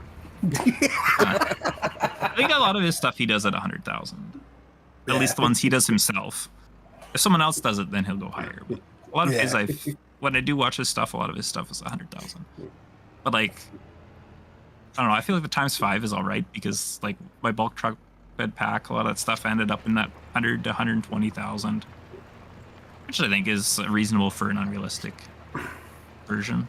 And so I'll probably likely set up the silage boss to be the same at a ×5 times capacity. Yeah, no, that's I mean, me, I play realistic, like super realistic. Yeah, and then even I got a comment once. They're like, someone was like, "Oh, you claim to make such realistic mods, but yet you have an unrealistic capacity option." And I was like, "Yeah." So there's the odd player that likes that sort of thing. So I threw it in there. It didn't take much. If you don't like it, don't option it. Exactly. It's exactly like I said. You don't like it, move on. You know. Now I know. I was very excited to see this brand come up. Brant? Yeah, Brant will be good. I think there'll be quite a bit of good stuff hopefully coming. I think there's a lot of people that like Brant, but just I think now that it's a base game brand, it might just put a little bit more that people might be more likely to make stuff from them. Yeah, I mean, I do like their low loader, that's base game, but I was absolutely thrilled to see their American roller on there. Yeah. Landing roller. I thought that was. And that was- they do have a very diverse lineup of things. yes. Like they got a lot of augers, they got grain carts, some tillage equipment, land rollers, the trailer, the RMC's working on. Oh, was it? I believe it was JHHG. No, was it JHG? No, it was K Series modding. That's bringing a Brant. Was it a Brant? Keep going with your Oh. thought, and I might be able to finish it for you. No, it was an auger wagon that was listed as a lizard. Oh, that K-Series had a J&M. J&M, yes. And oh yeah, it was JAHG modding who made a Brant version but it was a lizard. Don't think anyone's ever made a Brant. It probably was a J&M as well. Oh, maybe. I don't think anyone's made a Brant green cart, from my knowledge, anyway.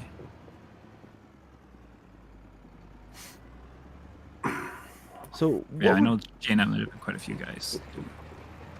what would be a model that you would consider like your dream mod to make, but you just either haven't had the time, haven't had the inclination to have gone out and pursued it?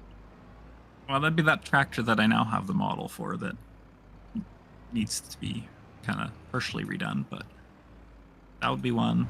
The other one I've been thinking about with 25 out is, and the fact that they've made some announcements to the lineup, is the Elmer's Hall Masters. Okay. I've been thinking of doing. I'd like to do the entire lineup of Hall Masters because they've got such a huge spread, and they actually have the biggest green card available right now. Nice. The website is really slow right now. I was trying to pull it up to see say the correct thing. I got it right here. Yeah. Elmer's, 70,000 liters. No, but on their website, it's like the Elmer's website, as to what their Oh, are. well, I know their biggest one is a 3,000 bushel, which Wow. should be like 105,000 liters. Okay. So has there But yeah, ever then been they have the super, or the Hallmaster would go from I think it's 1,100 or 1,150. It's a decent sized cart, and then it goes all the way up to 3,000. Wow. And they've got all sorts of different options to it too. That I don't know. I feel like they would be a very complete set if you had all the sizes, so you'd never need a grain cart again almost. So it was my understanding, and correct me if I'm wrong, you would know this far better than I would, that in previous iterations, specifically I think it was like this in 19, that Giants wouldn't allow modders to kind of make the same mod multiple times. Is that correct so far? Yeah, that was a thing in 19. So that's part of why there was the race of who could get their mod out first, and then it led to a lot of crappy rushed mods. So was there ever a time where you were working on something, say 19 and before, that you'd put all this time and effort into, and then all of a sudden somebody sniped it out from under you? In 19, I only had 2 mods on the mod hub, both of which were one was the versatile tractors, which weren't a base game thing at the time, and the other one was the Bushel Plus. So it was neither of those anyone was going to take from, just make out from under me kind of thing. But in I know 22, I think Whiskey Sierra and I were both working on kind of the older New Holland based off the Rosselmash tractor in base game.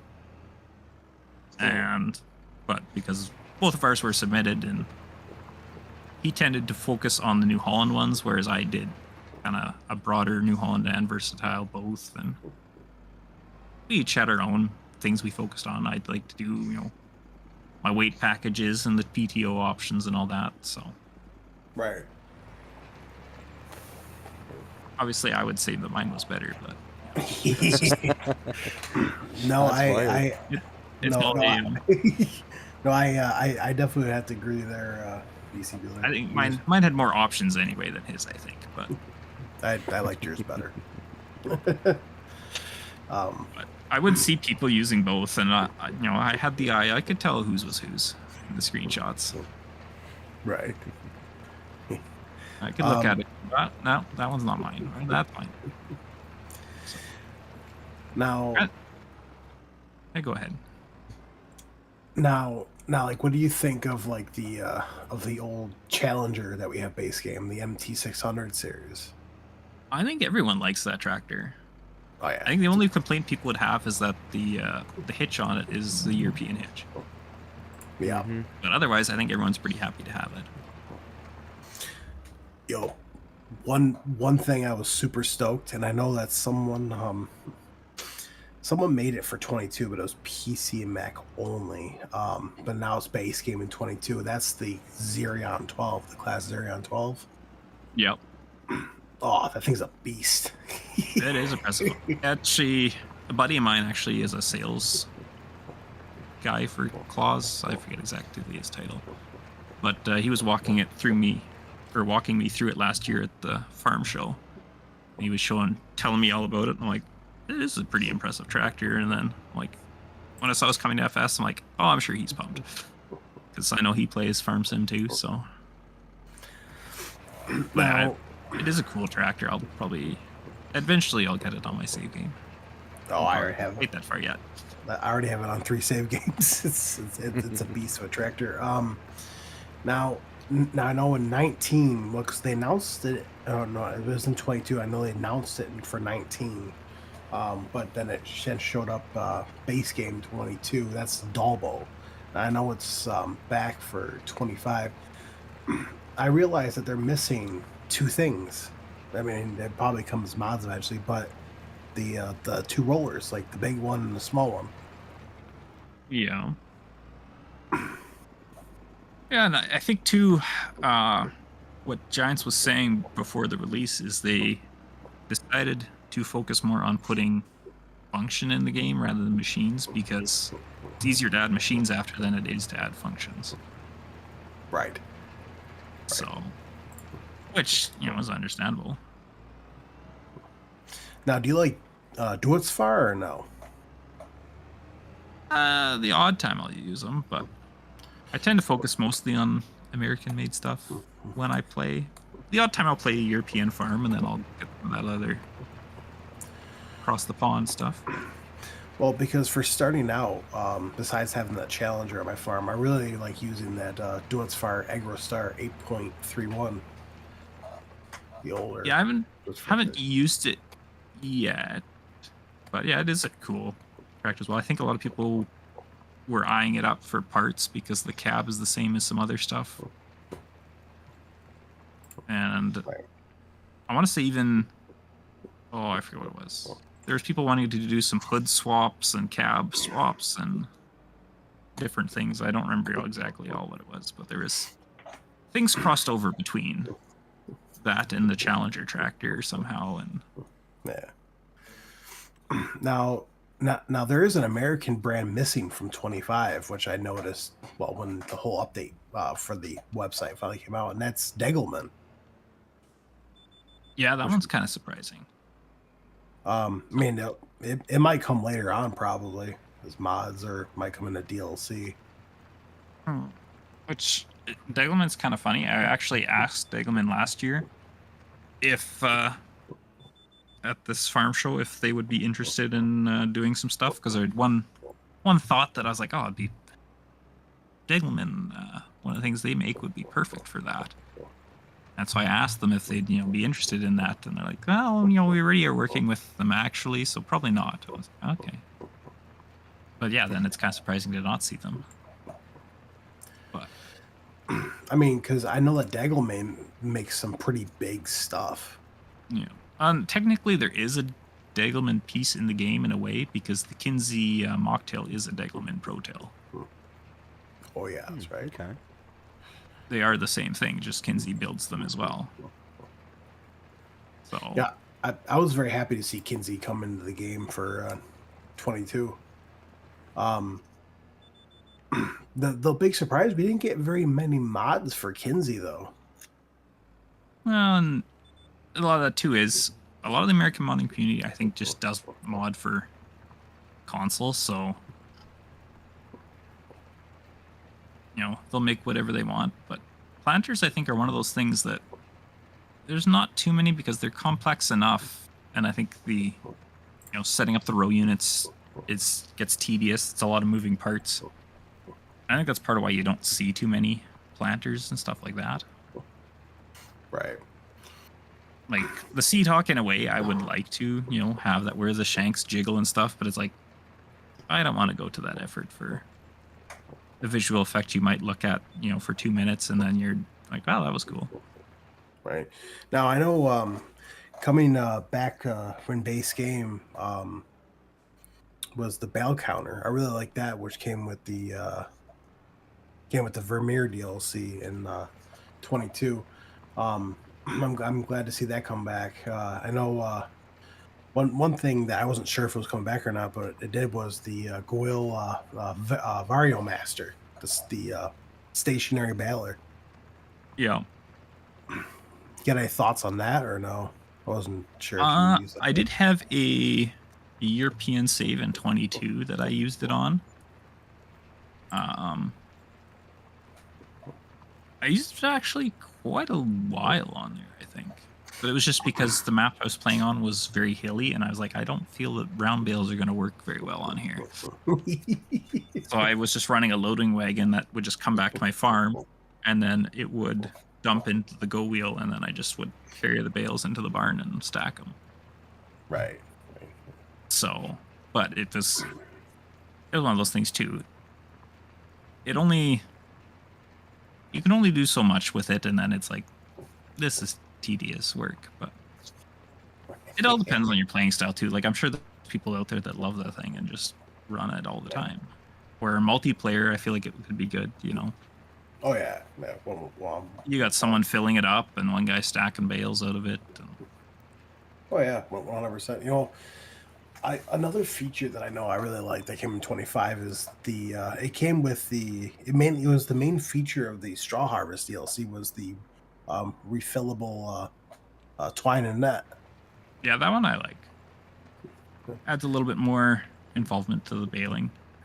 Yeah, I know when I was doing some baling on my save game, and I was like, oh, okay, I gotta go buy more wrap. And then now I've stopped baling, and I just have these pallets of wrap and twine sitting around. I'm like, well, I can't do anything with them, so I guess we'll just leave them in the shed here. Right. Maybe eventually we'll do bales again and use it up. I'm going to tell you, I was very happy to see a John Deere round baler base game. Yeah, it'd be nice to see like a 569 or something like that. But Right. Yeah. it's at least something. Yeah. It is surprising how little we've gotten for John Deere implements over Yeah. the years, really. Considering how complete their lineup is, we've gotten very little. Yeah, and I know Giants brought out their John Deere planner as a mod. Now, one thing I was very, very excited for that came base game was the Great Plains solid stand 1500. Yeah, that was cool to see an actual smaller American drill. We didn't get a bigger one base game, but at least we got one, even if it is smaller. I wouldn't be surprised to see someone take it and make it into a 3-point attachment 2 down the road. Because if you actually get looking at that caddy with the discs on it and the wheels, the drill is actually connected to that by a 3-point system. Really? Yeah, so it is actually a 3-point drill that mounts onto this other part. So I was like, I don't know, I wouldn't be surprised to see when someone edit it and take it to make it, into a 3-point drill without the discs and the wheels. But and I know for Kinsey, as I'm looking at right now, they have their big planner, the 4905 Blue Drive, and their mock till. The one I really liked using 22 is missing here is their other one, the one that kind of folds diagonally. Yeah. Yeah, the 3665, I think. I think that might be it. 3660, 3665, something like that. Yeah. The other funny thing I found is the mocktail. If you look at the rollers, they've actually there's a model issue with them where it's a roller and a rolling basket combined into one model. It's kind of, Kinsey will have sent them the model with both parts, and they didn't realize there was two things there to separate it out. Or whoever in-gamed it for Farm Sim didn't realize that there's two parts there and just left them stuck together. But the thing is, because FS models are so difficult to separate, nobody's gone to fix it yet. Right. Has there ever been a time? Sorry, go ahead. I was just gonna say it would mean spending, a few hours separating the model and resetting origins on everything and re-endgaming it just to fix the rollers, so nobody's done it yet. Has there ever been a time where something like that's happened to you, where you've been sent a model and or like plans for a model and then just kind of oops, left this out or didn't do X, Y, or Z? Sometimes with the cab models I've gotten, there's been pieces missing, but usually it's kind of, well, I got enough model. Instead of trying to get them to send it again and hassling, it's just as easy to make it myself, because when you get a cab model anyway, you end up remodeling it. But the cab model basically is just there for you to trace, because cab models are way too many polys to be a game model. Even something as simple as the Soaring Eagle, I think when I got the model, it was like 2 million polys. Oh, wow. And I don't know what it is now, but it's definitely a very small percentage of that. So, those CAD models, sometimes, depending on how they export them, you might get the threads on the bolts are modeled and ridiculous things like that. So sometimes a CAD model, it's just as much work as making something from scratch. The only thing is you're getting it accurate because your dimensions are correct. Did you want to catch up with your chat there, BDD? Yeah, we can catch up with the chat real fast. Here, let's throw that into breaks. Let's see. I think I left off with Rusty Money Gaming saying hello BDD and everyone in the chat. Why not? How's it going? Hope you're having a fantastic day so far. Says hi all. Rusty says hello to Why Not. JT's channel, Pippa and Ken. Got Why Not saying hey to Rusty. Ken saying what up Rusty. Pippa saying hey Rusty Money. Why Not saying Ken, I'm watching football. Very nice. Rusty then saying Silage Boss was my favorite by Bcbuhler. So you got some more fans out there. Yeah, I imagine there's a few. Let's see. Benji, how's it going? Hope you're having a fantastic day. We got Benji saying good evening to everyone. Got Whiskey Creek saying hi there. And let's see. We got... Let's keep on. Taco Day Groot, how you doing? Hope you're having a fantastic day so far. Says evening all.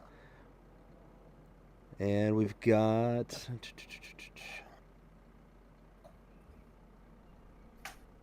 Oh, thank you, Whiskey. Appreciate you doing that. Putting Bcbuhler Farms YouTube channel on the chat there. Greatly appreciate that. Gold Gaming, how you doing? Hope you're having a fantastic day so far. Let's see. Ken says, BDD, great interview stream yesterday. Well done. Thank you, Ken. I greatly appreciate that. We also got, let's see... Taco saying, we use boats and ships in FS19 Spectacle Island, so why not 25? Very good point there, Taco. Yeah, Spectacle Island was a gorgeous map by Alien Jim, and they had a ton of fun on that one. I've mentioned that map many times before. Let's see.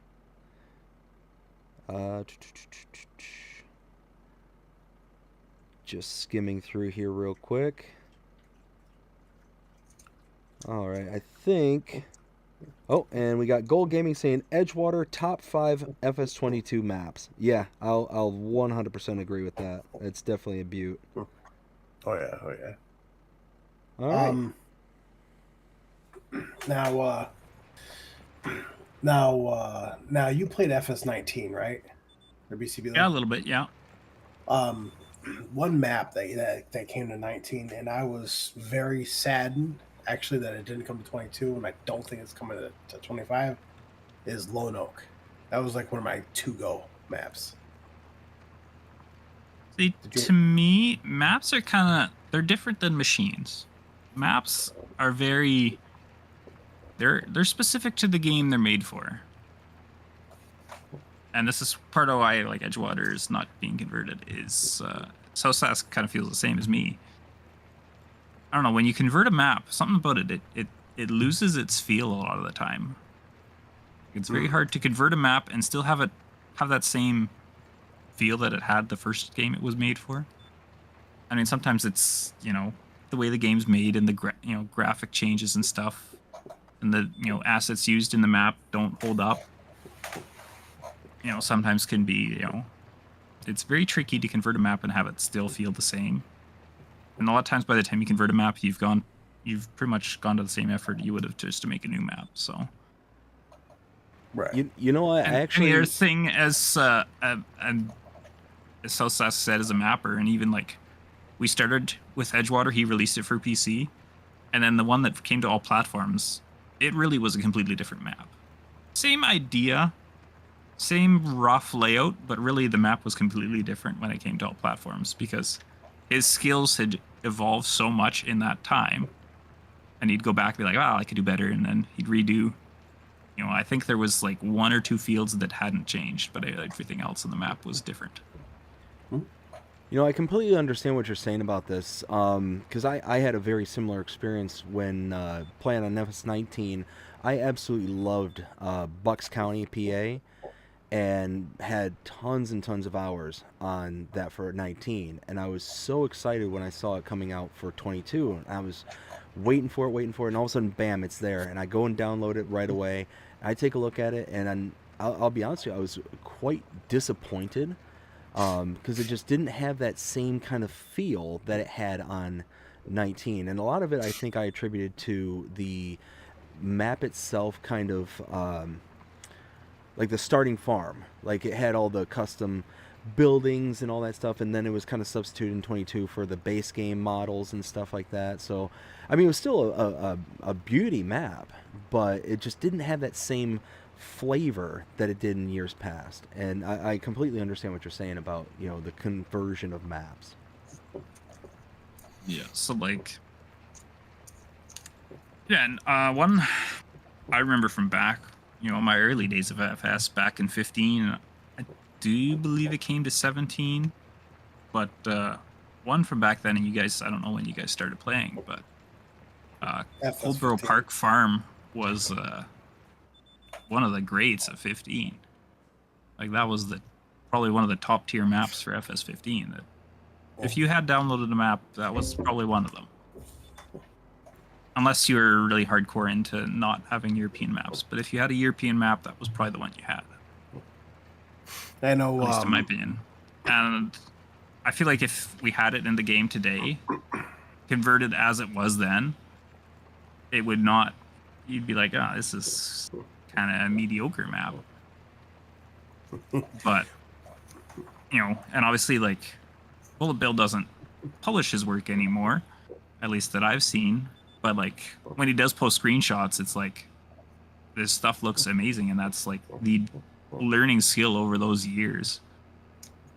Right. Modder skill develops quite a bit, and like that's why when you convert something, there is a few of my things from 15 that still for some reason people are converting, and I'm like, oh, that's terrible. But it's like if I can, like, for example, my Winkler grain box, I've converted it, but I've also put in a lot of that knowledge I've learned over the years into my textures and stuff, and that makes a big difference to make it look decent today. Right. I know like one map from 17 was Chellington from Oxygen David, and then in 19 he brought it back and called it Chellington Valley. I personally think the 19 version was way better. That was like literally the only European map I actually played on was Chillington Valley. Now I know he stated that it wouldn't be coming back to 22, which it never did. Um, he stated that he would like to bring it back to 25. So I'm kind of curious to see where that would be. Did you ever play But that? I think too, if he's doing that, it'll likely be kind of that same sort of deal where it's the same, but it's completely different in that he'll be remaking the map, and it likely will have a similar feel, but it's not going to be the same map, because if it was the same map, we'd be pretty disappointed probably. Right. It would Yeah, seem outdated, right? So it'll, new assets and new buildings, and it'll be a completely different map. Yeah, like I know he's Comms and Farms, which he made for 22, which is he already sent it off to Giants because he already converted that over. Yeah. So, out of curiosity, what is the one modder besides yourself that when you see their stuff come out in the mod hub or just out in general, who's that one modder you're like, I've got to go and get this?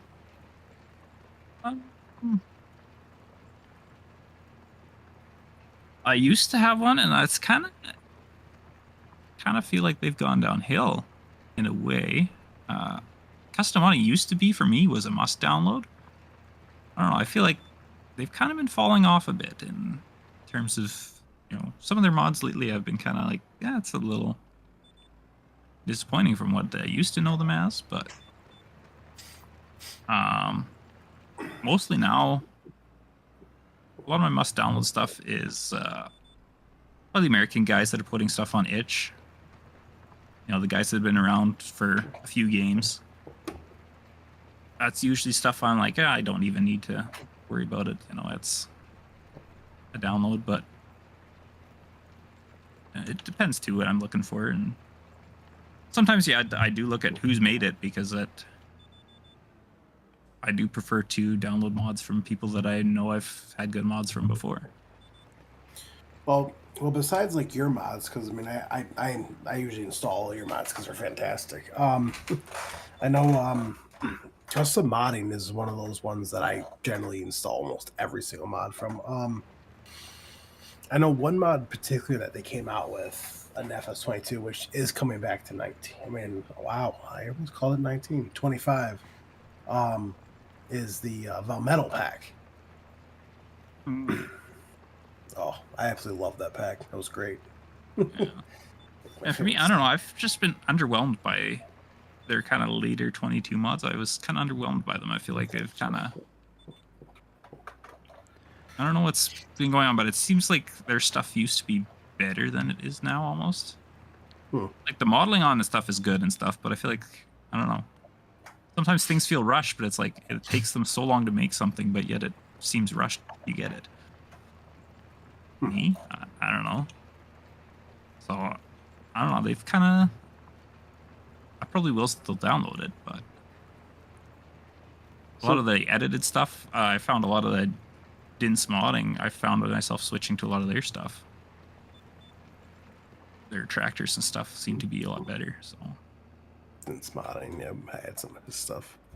Which I haven't seen really anything if he's doing stuff in 22 yet, but... So kind of the same question, but except for modders, what about map makers? Who's that one map maker you really kind of, you see their map comes out and boom, you gotta, at minimum, download it to take a look? There isn't really any specific one. To me, I'm picky with my maps. It just, part of it depends on what mood, what kind of farming I feel like doing. Usually it's big acre farming, but... Very North American style. Yeah, and the odd time there's always usually like one European map I'll get really into in an FS game. There's usually one. For 22, that was I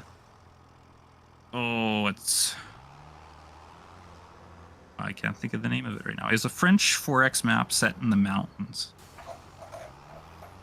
But it was a really cool map. Like 3/4 of the map was mountains, and then like 1/4 of it was flat plains. Oh. and it was a 4X, and I think that was maybe my longest save game in 22. But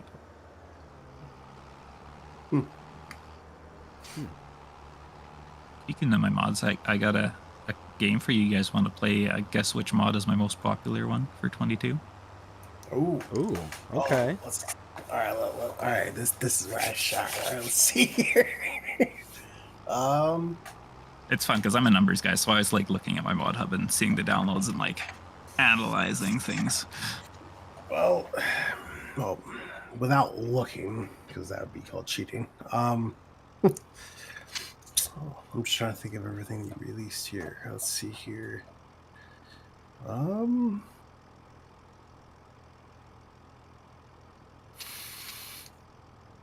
while you guys think I'm just gonna run upstairs quick.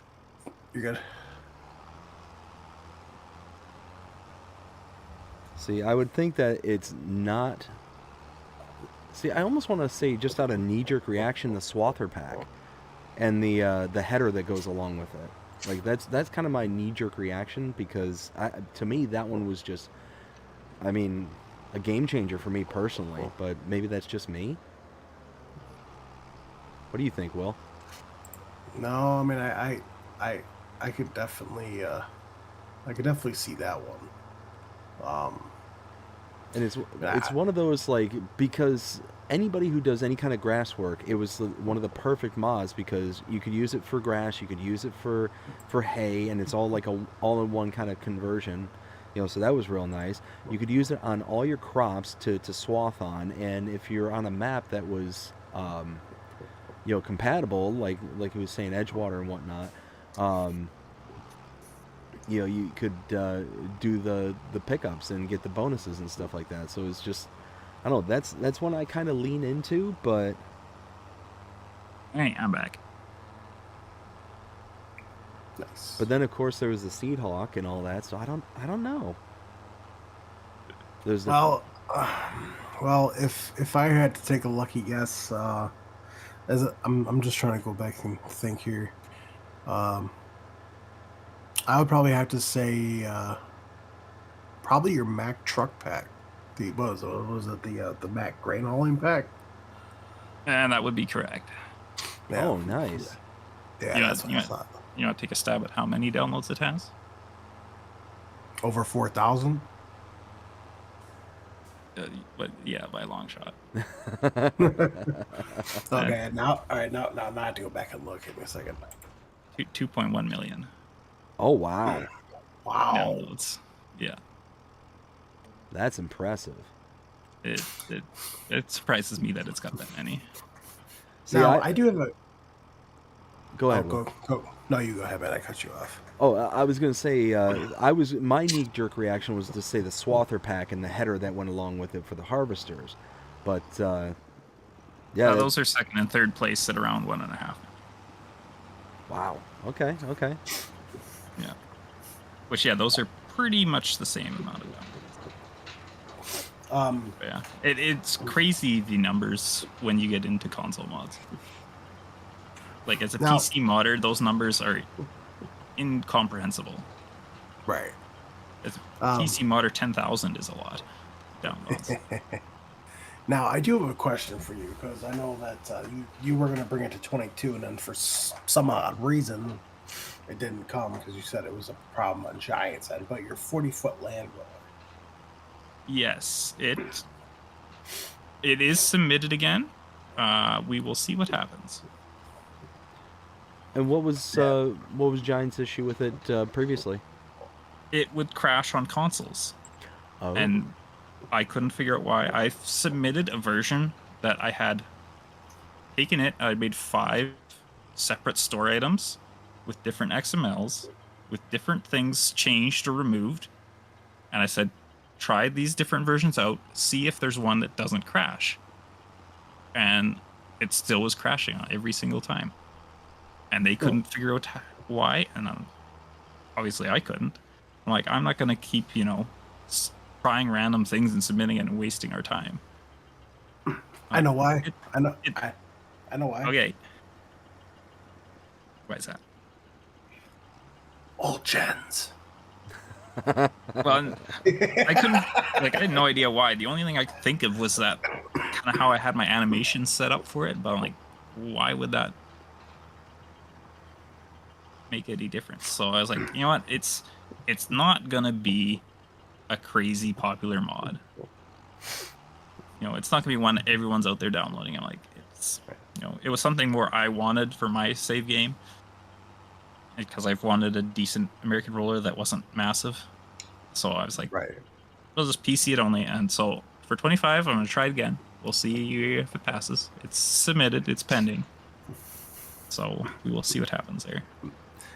Yo, dude, Also on the download count, you mentioned the Seed Hawk. That's actually the 4th most popular one. See, at least I was all in the top 5. Yep, you're on the right track. I'm telling you, man. It was because the Xbox One and PlayStation 4. And that could be, but yeah,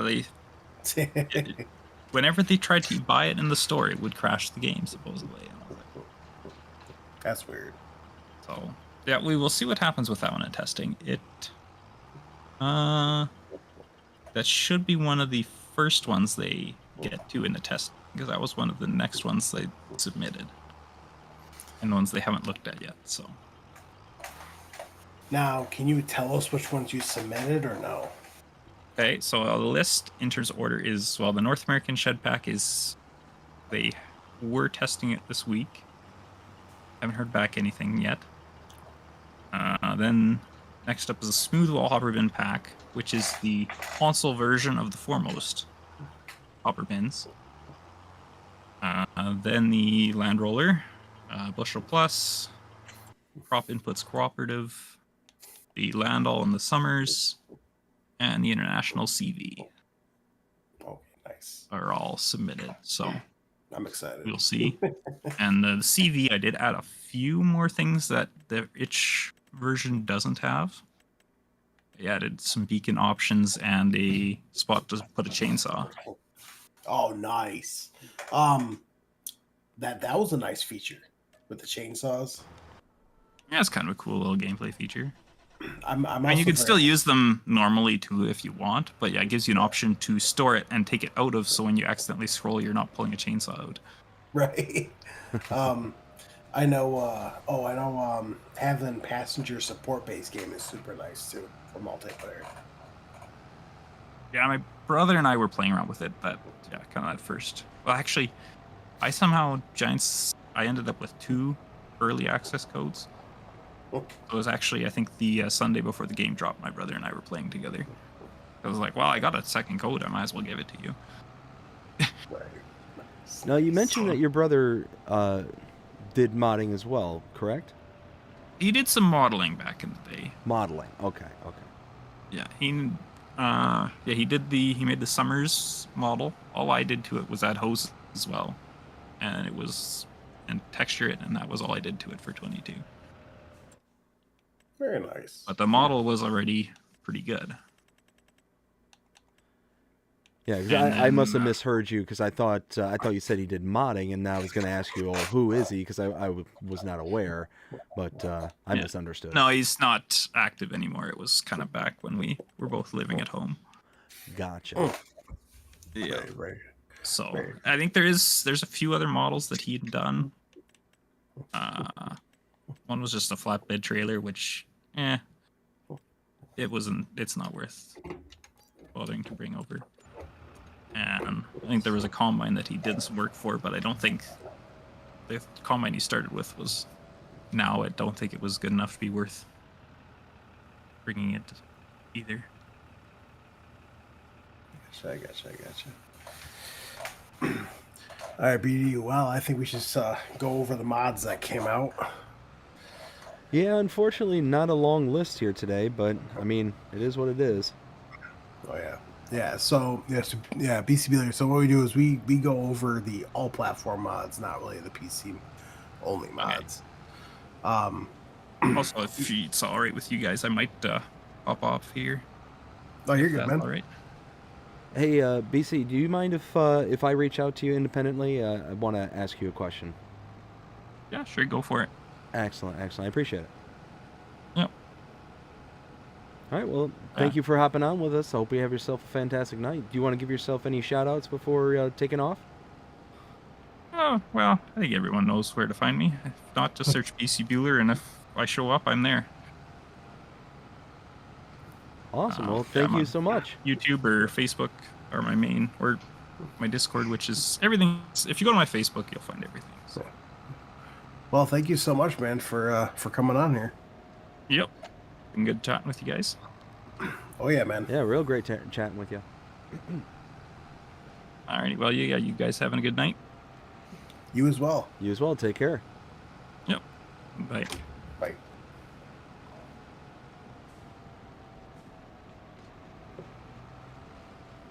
Let's see. Let me bring up my. There it is. Got my FS Well, that screen was- open. That was super nice.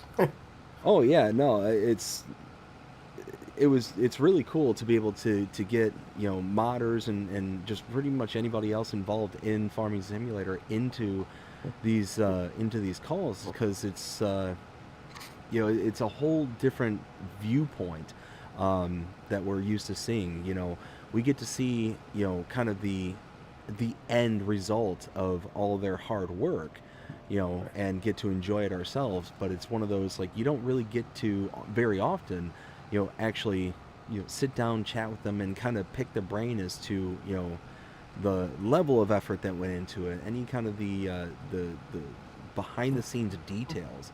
I think that's probably one of the most interesting things about, you know, talking to somebody like Bcbuhler is, you know, kind of picking their brain about, you know, all the stuff that not only that they're involved in, but all the things that, you know, just kind of happen that we're not aware of.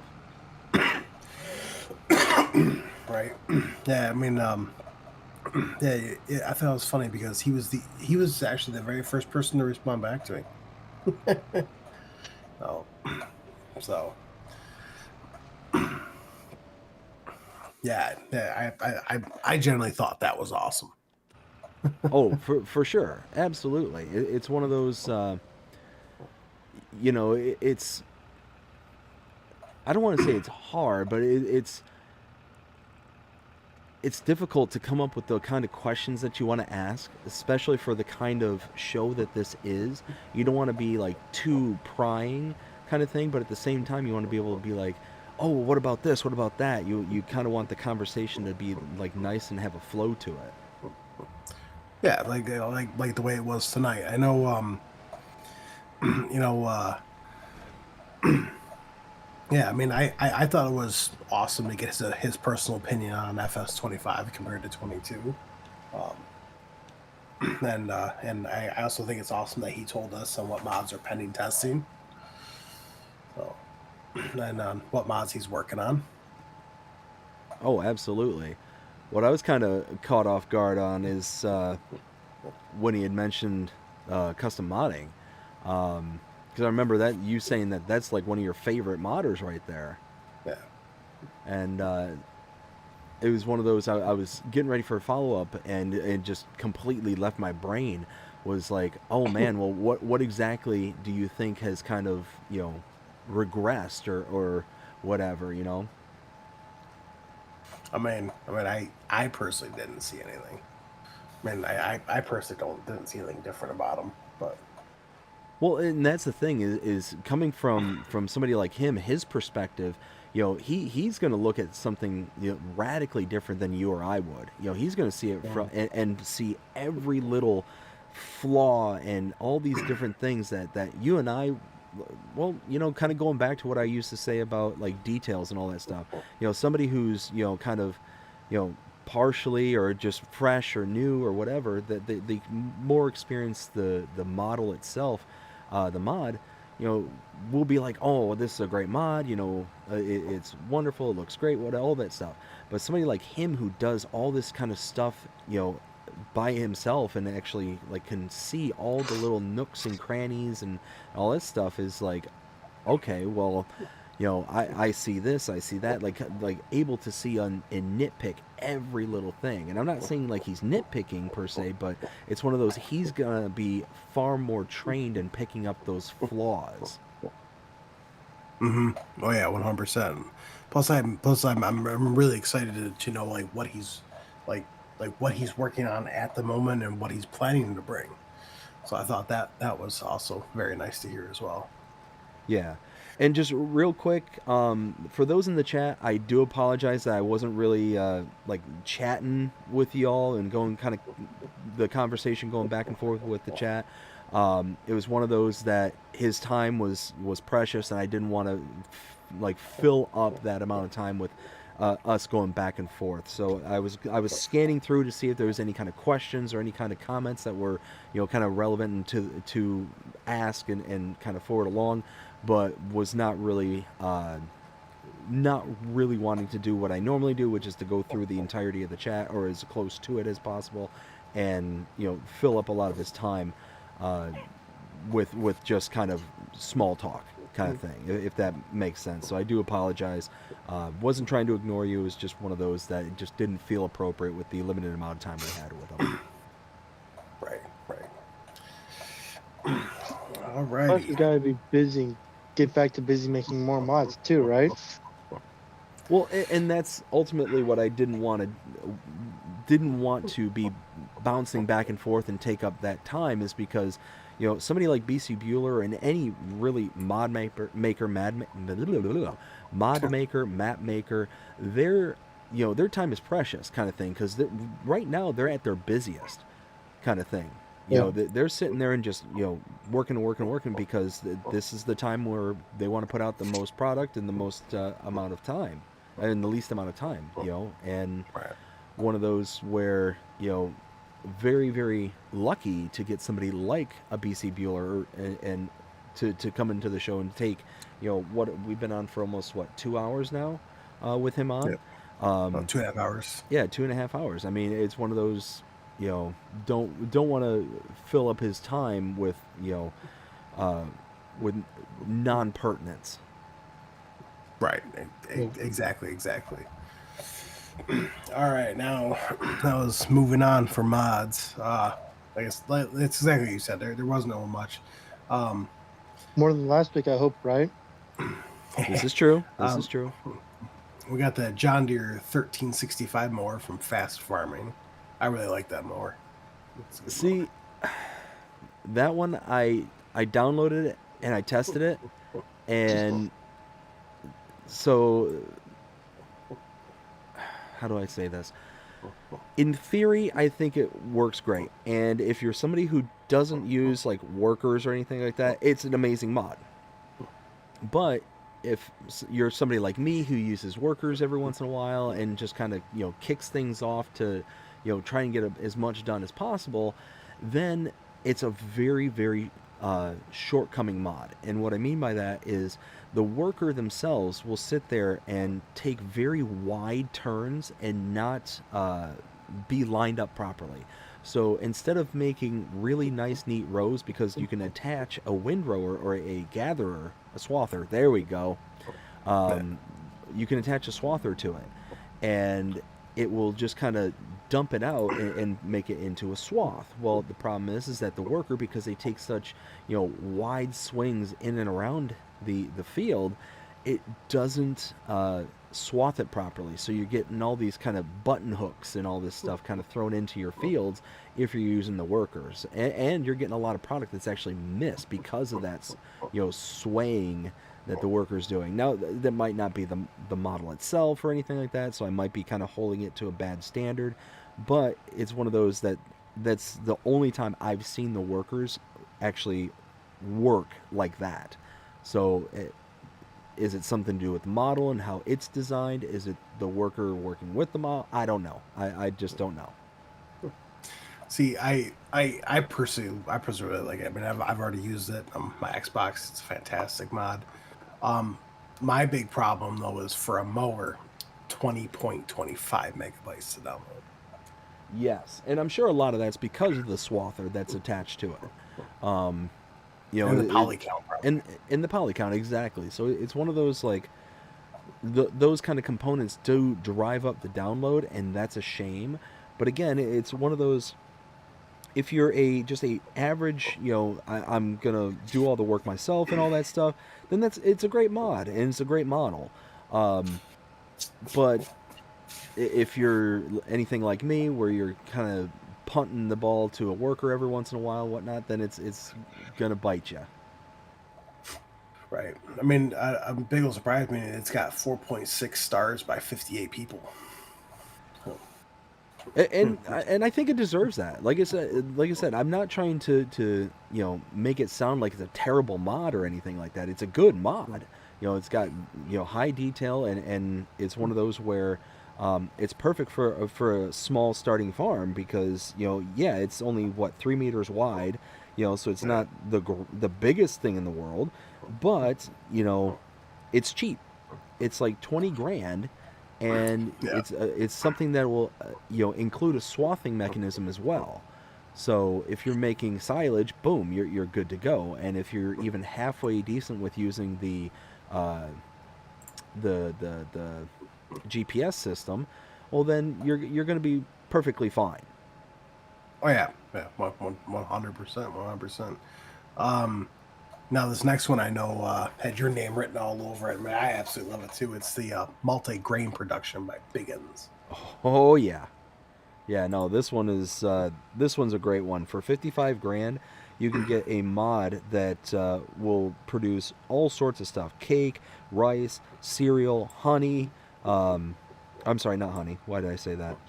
Cereal. Like, there's multiple recipes that can be done in this, and there's additional recipes as well: whole wheat flour, corn flour, whole wheat bread, corn tortillas. Like, it does a whole bunch of stuff, which for me, I love those kind of mods that kind of add just a new dynamic to the game, especially like new products and stuff.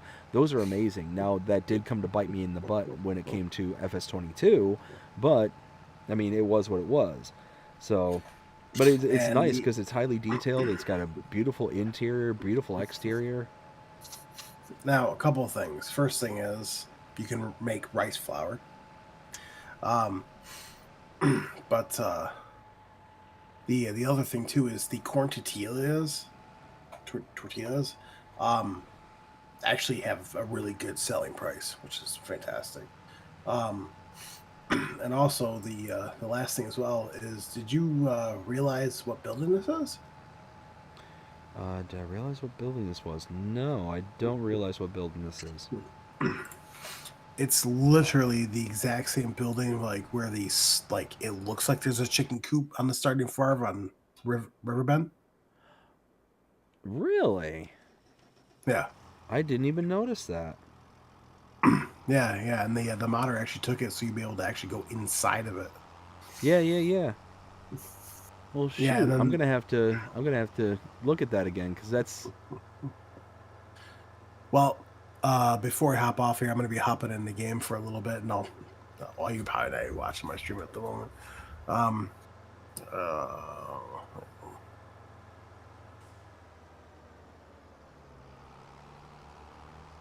well, people know what I'm talking about. Yeah, it's well, because on Riverbend, right? Because you started like at the beginning of the driveway, right?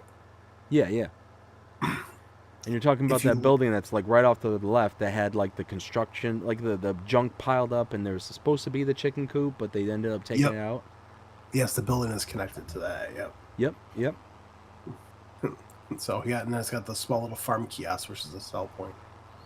So I mean, besides that too, if you think about it though, I mean, it can hold 100,000 liters for some things, 150,000 liters, but like let's just say like the whole wheat flour. I mean, cycles per month, 2,400. That's not bad.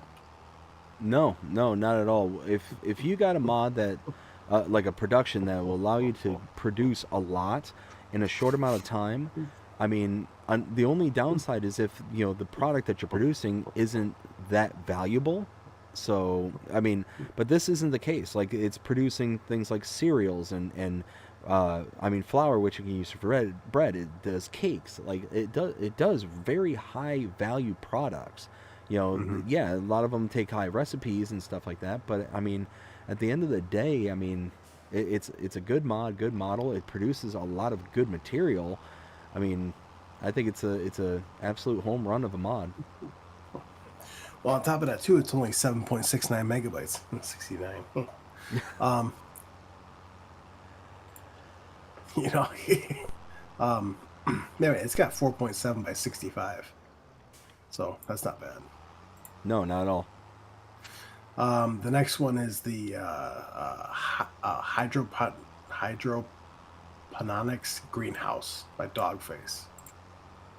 Yes, so the hydroponics greenhouse, I like this one in theory. I haven't downloaded it and haven't tried it out yet. But the reason I say I like it in theory is because essentially it's a regular greenhouse with two changes. One, the kind of visuals that are inside of it, because it actually uses hydroponics like technology. And for those who aren't sure what I'm talking about there, a lot of the times hydroponics are done in like pods, so instead of having like a potting soil or whatever, you've got these little pods. You plant those pods, and then it sits in an irrigation system where it's drawing in nutrients from fertilizers and all that stuff, to be able to then output the highest quality and quantity of product. I actually got a buddy of mine who lives in Chicago, and they had like in their itty bitty apartment a hydroponics herb garden that they had, and it came with a little solar light and all this stuff. All that to say, it has a increased yield as far as I'm aware, and a faster runtime. The only downside, literally the only downside to this mod that otherwise a normal greenhouse would have, is that you have to have liquid fertilizer. Yeah. So liquid fertilizer can be very expensive. I mean, you're talking, how much is liquid fertilizer? $3,200. So, yeah, I mean that adds up, quite a bit. So you need to be hopefully the like recipes don't call for a ton of that liquid fertilizer, which I don't see. Yeah, I don't have it downloaded, and I don't see a actual like screenshot that would show what kind of the cycles per month and the recipe would be. So, well, I mean, it's not bad though. It's only 3.90 megabytes to download, though. Oh yeah, like awful. No, I mean that's not bad at all. So I mean, if you're talking, for us console players, just downloading, even if you don't necessarily use it, it's not going to be something that's going to break the bank on your hard drive. Right. Exactly. The next one we have Greenhouse by the Lord. So this one here is a nice model. I do like the way that it looks. I love the kind of archway that it has. But at the end of the day, it's a greenhouse. Oh, and actually, backtrack really quickly. One thing I noticed with the hydroponics is it doesn't produce all the stuff. At least in the description. It says it produces lettuce, tomato, strawberry, Napa cabbage, and garlic. No green onions is listed in there. And chilies. So I don't know if that's a mistake. I don't know if that was on purpose. Potentially, because again, like I was saying before, typically the way the hydroponic system works is that you grow things in these little pods. So it's possible that the chilies and green onions don't necessarily work in that kind of pod, that tight structure. Because I know, like with green onions, their root system is actually very large, very like stringy kind of thing, and in a pod it might not grow the best because it's going to like mash itself together and get very tight and bound. So that might be a creative decision, that might be a real life decision kind of thing. I don't know. But anyways, going back to the other one we were talking about, the greenhouse, it's a solid mod, and less than 3 megabytes to download. Yeah, it's like what, 2.96, I think. 2.92. 2, yeah. That's not bad. Not bad at all. The The next one is more honey pellet spawn options by So Mr. Hector Mods. this one's an amazing mod, and I'm so glad to see this one come back because there's nothing more frustrating than producing honey, producing a lot of it. You know, you got like maybe like two of the big, beehives, three of them, four of them going all at the same time, and you're just boom, boom, boom, boom, boom. You're just chugging away, and you're producing, and then you run out of space. And because you run out of space, it's not producing anything. And heaven forbid you miss that notification, and then you go without producing anything for the honey because you only got room for 2 pallets to spawn. The smallest one has up to 4 pallets that can spawn. The biggest one has 32. Yeah, which is absolutely incredible. And on top of that, too, it's only 0.27 megabytes. It's So, infinitesimally small, which makes sense because all it essentially is a hazard marker. You know, that's all it is. It's just a spawn point for the honey to just be like, boop, here it is. right. So, I mean, it's one of those that, Mr. Hector, I think, makes not only very good mods, like very, very beautiful mods, also the same creator that made Carpathian Countryside. So kind of use that as kind of your baseline. But it makes extremely practical mods as well, which, for quality of life is key for these kind of mods. Right. Exactly. Now the next one is fun because the day before, because these got released and then the day after they got an update. You have the Linear Unitrack pack by Giant Software.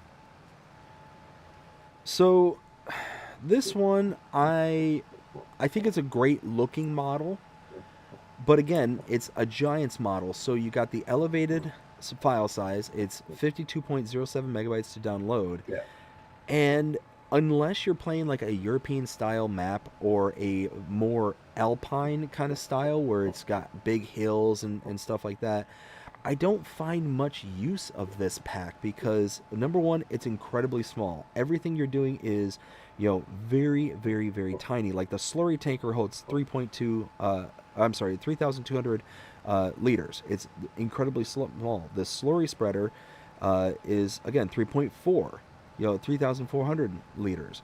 It's incredibly small. The forage wagon is 12,000 liters. So at the end of the day, if you're using it for a small European or Alpine style farm, it's absolutely perfect, but it's too niche for me personally. Yeah, and then the changelog that came out, fixed light intensity. So, I mean, still 52.07 megabytes to download. Yeah, no. And that's the other thing is, just real quick, the other thing that kind of, I don't want to say bothers me about this one, but is just kind of on the negative side of things, is that for all platforms right now, this might be different for PCs and Macs, but there's really no map that this fits with. So again, this is something that you're downloading now, taking up 52 plus megabyte space on your device for the potential later kind of thing. Right. Exactly. No, I 100% agree with you. Now, of course, if we had Ellengrad, that'd be perfect for it. Exactly. Yeah, that map would be perfect for this one because, well, and actually, you know what? I'll kind of push back on that. Just because Erlengrad, yes, it would be good for that simply because of the kind of hilly nature and whatnot, and that specific machine tends to be very torque heavy, so it climbs hills very nicely and all that stuff. It's kind of the same premise as like the Antonio Carrero pack, where those little mini tractors, they have torque like coming out their ears, but they just are very impractical for anything outside of their design purpose. And this is kind of the same way. But the reason I kind of push back against Erlengrad is that Erlengrad, your starting farm, is actually quite large. It's actually really large. So this may serve a kind of decent starting purpose, like getting you kind of, off the ground kind of thing, because a lot of the components are relatively cheap, but the actual machine itself is $153,000. All the other components are relatively cheap. The platform 3,500, the slurry tanker 20,000, the manure spreader 20,000, the forage wagon 21,500. All the individual components are cheap, so it makes for a decent starting equipment. But Erlengrot, your grass fields is actually pretty decently sized. So this is going to run its course very quickly. Does that make sense? Oh yeah, no, I agree 100%. I'm just trying to find this because I know. Oh yeah, right here. So that piece of equipment there would be perfect. I'm looking at FS 22 right now. If this were to come back, but the Tyrolean White Creek Valley map. Oh, was that the kind of like this? Was it the Swiss Alpine map? Yeah. Like super super hilly. Yeah. You're right. Now that one would be absolutely perfect for it because your starting farm on that one is significantly smaller. The grass fields and the alpine nature of it would work perfectly for that mod. Absolutely. But again, it's so niche that you're downloading it now for hopefully something that will fill that niche later. Right. Well, no, I agree 100%. Next one is the Rigid Track SKH 150 from Giant Software. So that one there again is 23.41 megabytes to download. It's not terrible, but it's a small tractor. It's $116,000 and 150 horsepower, which is not that bad. I mean, all things considered, that's pretty nice. But again, it's one of those, are you going to want to dedicate almost 25 megabytes of space for a small tractor when, we have comparables to it? Let's see, 150 horsepower. So we're talking, okay, so we got the Fendt for 134. So it's actually better than the Fendt. We've got, let's see, Actually, so now that I'm kind of looking at it, oh, here we go. So we got the Virtus 135 RV shift. This was $103,000 at 143 horsepower. So it's 7 less horsepower for about, what is that, 13 grand less? So about 12.5 less. And same thing with the Deutschfahr C6 RV shift. Both of these are the same, well, basically what looked like the same exact model. One's red and one's green. But, I mean, cheaper price, almost as much horsepower. It's only 7 short. And it's all part of the base game, so you wouldn't have to add it. Now, unless you're a Rigitrack fan, it's one of those, meh, again, it's going to have a niche of people who, like, yeah, I want a Rigitrack, but we've got 2 models that are essentially the same vein as this, and they're cheaper. Right.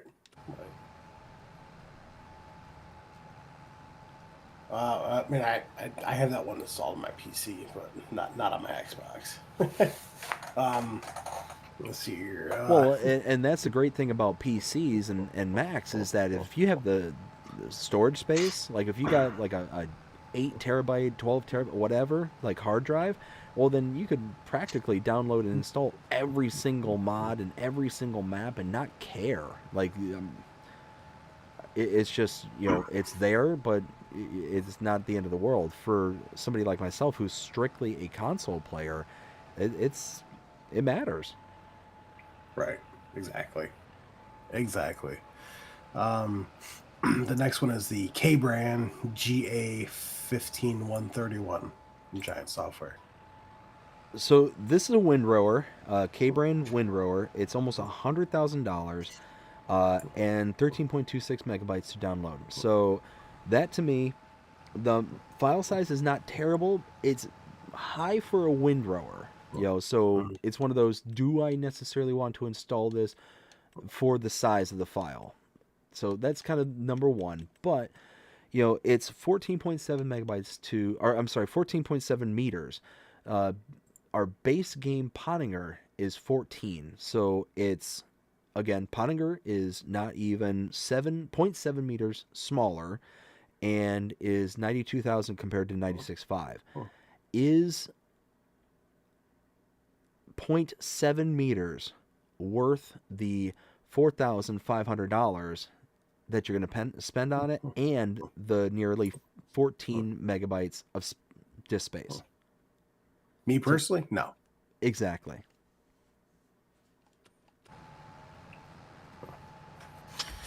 That's it for mods. Like that was all that came out this week.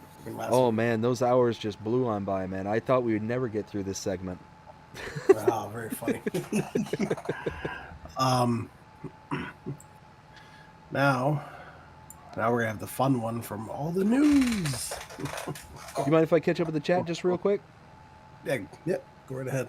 All right, so after skipping through a lot of the chat, again, I do apologize. We got Ken Adlam says, when WillT's map comes to FS25, maybe some of Bcbuhler's mods should be used as startup machinery.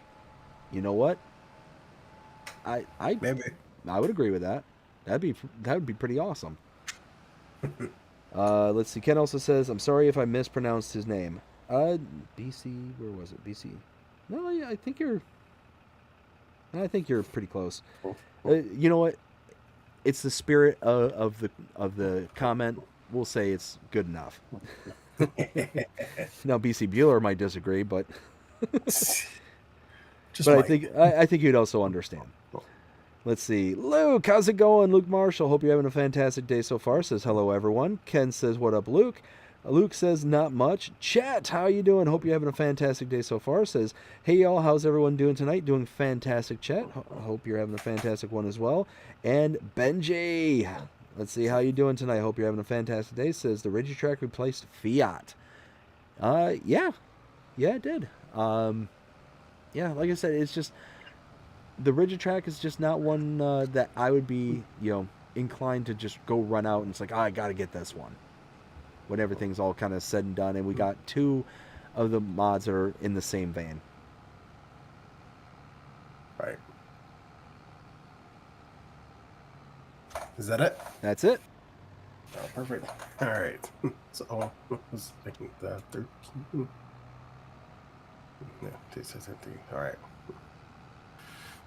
So we're going to start with this one I shared 8 hours ago. This is from Celebuki. The silo on the main farm is finished, as are all the animal barns and farmhouse. So the main farm will be finished soon. Stay tuned. And it looks really good. It looks really good. Now, this one actually kind of shocked me because I noticed this the other day on one of your posts. And the reason that it kind of shocked me and caught me off guard was specifically because, and maybe this is just kind of my own head, but I'm expecting that when we get a map that we're accustomed to, like Alma, or like I was mentioning earlier when Bcbuhler was on, what was it? The Pennsylvania map, Bucks County. I kind of expect when I open it up to kind of get something at least, I would say 90% similar to what I remember from the previous iteration kind of thing. And this one, oh wow, I've been dragging that around. This really kind of shocks me because this is like a whole silo system that they're installing, which in the previous iteration, the silos that we had there were the kind of Meridian flat bottom silos. So you had to use like the augers and the pipes and all that stuff. So it just kind of caught me off guard. And this one almost reminds me a lot of the grain bin from Iowa Plains View. So it's one of those that I'm looking forward to it, but also kind of caught off guard at the same time, if that makes sense. No, it makes complete sense, man. It really does make complete sense. Now I do know that he is planning to bring at least the silo as a standalone mod later on. Nice. That'd be awesome. Oh yeah. So the next one is from January 11th. This is from Agritono.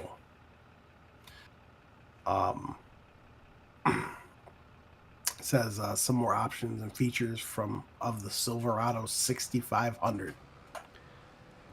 Now, this one is a beaut. I grew up as a kind of Chevy fan. You know, how do I want to say this? I let me peel that back. Not a Chevy fan per se, but a more of a Chevy, like, I've always appreciated like the look and the kind of nature of the truck. They always looked, big and squared and tough and all that stuff. And that was always something that was really kind of, I liked about that particular line, is because of the general look that they had. Whenever I'd look at something like a Ford or something, the Ford, yeah, it was kind of boxy and whatnot, but it always so kind of seemed kind of condensed. But this one kind of felt swollen and all that stuff. So when I saw this, coming across my feed, I was pretty excited about it. And to see that it has different bed attachments and all that stuff, I'm looking forward to that as well. Oh yeah, absolutely, 100%. And yes, to anyone who asked, yes, his Silverado and Ford truck are coming back. Now this next one is from AW Modding. Here, the 4000/H hook lift flatbed is coming back to FS25, with all new textures and much more. So when I was before I started my channel and all that stuff, I was really loving the hook lift system. Loved it. It was one of the things I really kind of hung my hat on. I done goofed. Well, now I'm stuck. Anyways, it was one of those, I absolutely loved the hook lift system, but now that I am kind of more conscious about the channel and more conscious about megabyte size and all that stuff because of everything that I do, it's one of those where the hook lift system from 22, it might change in 25, but the 22, it was so huge. The megabyte size that you had for it, it just takes up so much space. And I know I keep boiling everything down to space and all that stuff. For people playing on PC, it's like, okay, dude, well, go over to PC, get over it, kind of thing. It's Right. one of those. It's one of those that right now it's important to me. And I guess at the end of the day, this being just a flat deck bed, I mean, it's nice. I've used it in years past, or at least a similar version of it. But again, you have to have the hookless system, and it's just so large of an install that it's not. I don't know. I used to love it, but now I kind of don't. I mean, I personally never ever really used them, Well, to be honest. what I love about them is it was basically the attachment system for, let's use like the TLX, like any of the TLXs that have like the detachable things. It was basically that system before that system was like really really big. I remember on like FS19 I used to play it all the time, and it was, yeah, there was a couple of models out there that you used to detach and stuff like that, at least that as far as I can remember.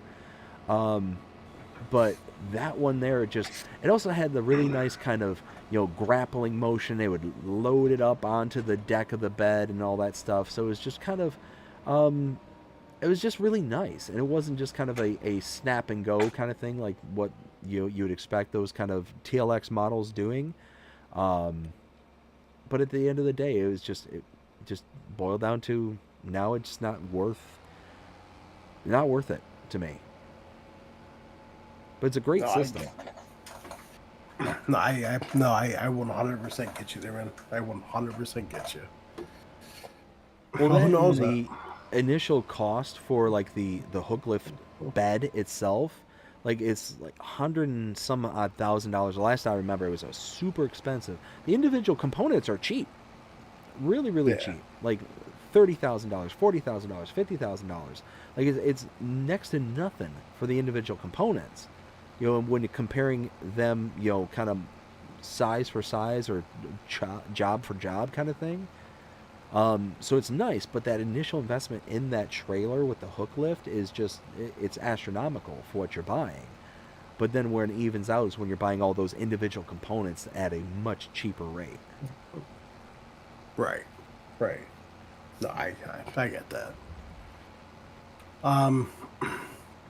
Let's hear the next one is also from Celebuki as well.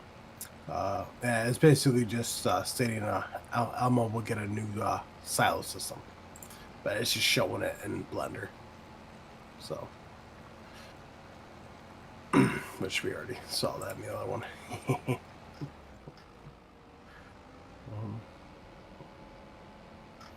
Notice nothing. Okay. All right. So now we're moving on. January 10th. We got news from Custom Modding. Now this is very, very interesting because this just shows everything that's pending. So the first one is their Case IH TigerMate 255 field cultivator. That's pending. I absolutely love that one. That is a FS22.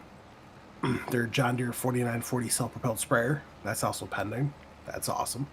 That's the one with both the dry box and the sprayer as well, right? The detachable one. Yes.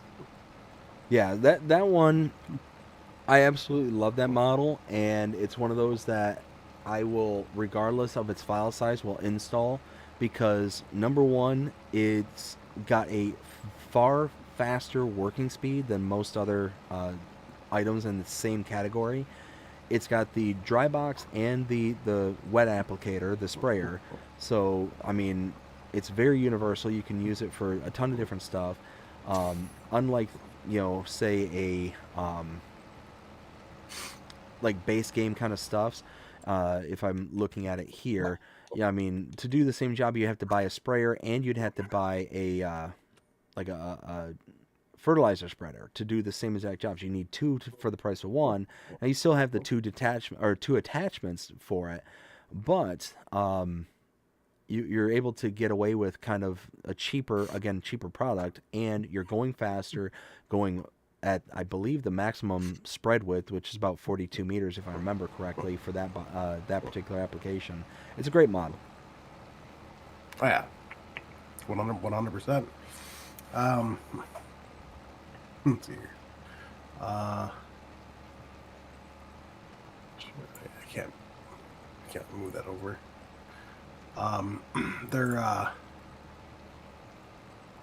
I am so sorry if anyone's watching my stream and it gets cut off. I'm deeply apologize about that. The next one is the Case IH 2150 Early Riser Planner Series. That's pending. Absolutely love those planners. Oh, for sure. I mean, number one, it's a case, so where can you go wrong there? But no, in all seriousness, the early riser, it's a massive machine, and I mean, custom modding. You know, you hear all the kind of the whirls and the audio cues that are a part of it, and you get this big beastly planter. I mean, again, can't go wrong. Right. And that's all three of them too, which I think is phenomenal. Mm-hmm. Their John Deere S700 series combine, that's also pending, which I can't wait for. Yep, another great one. Their John Deere 561R and A520R accumulator, that's in review stage. Now that was posted on December 18th for the last update, because that's what it's showing in the picture right now. So I mean, it of course hasn't come out yet. So I mean, it could be in console testing right now. I'm not sure. It could have failed, but I'm very excited for that. That's the John Deere round baler with the accumulator that can accumulate 3 round bales and then drop them. I think that's awesome. Oh, yeah, that's right. I do remember that. That one has my attention, especially being a round baler. It gives us options to be able to, accumulate. So yeah, it's just going to be a new way to kind of go about things, and that's going to be nice. Mm-hmm. And then lastly, their Case IH 2160 Early Riser Planner Series. Now that's their big boy. That's like the DB120 size. Mm-hmm. The big one. No, it does say we're quite busy with mod conversions, but to keep you updated, here's a small status. There's a lot happening behind the scenes, but remember, we have over 30 mods waiting to be converted. Wow. So I mean, we're going to be getting a deluge from custom. I believe the one they're working on now is the Velmetal pack, I believe. Nice. Let's see here. The next one is from JHHG Modding.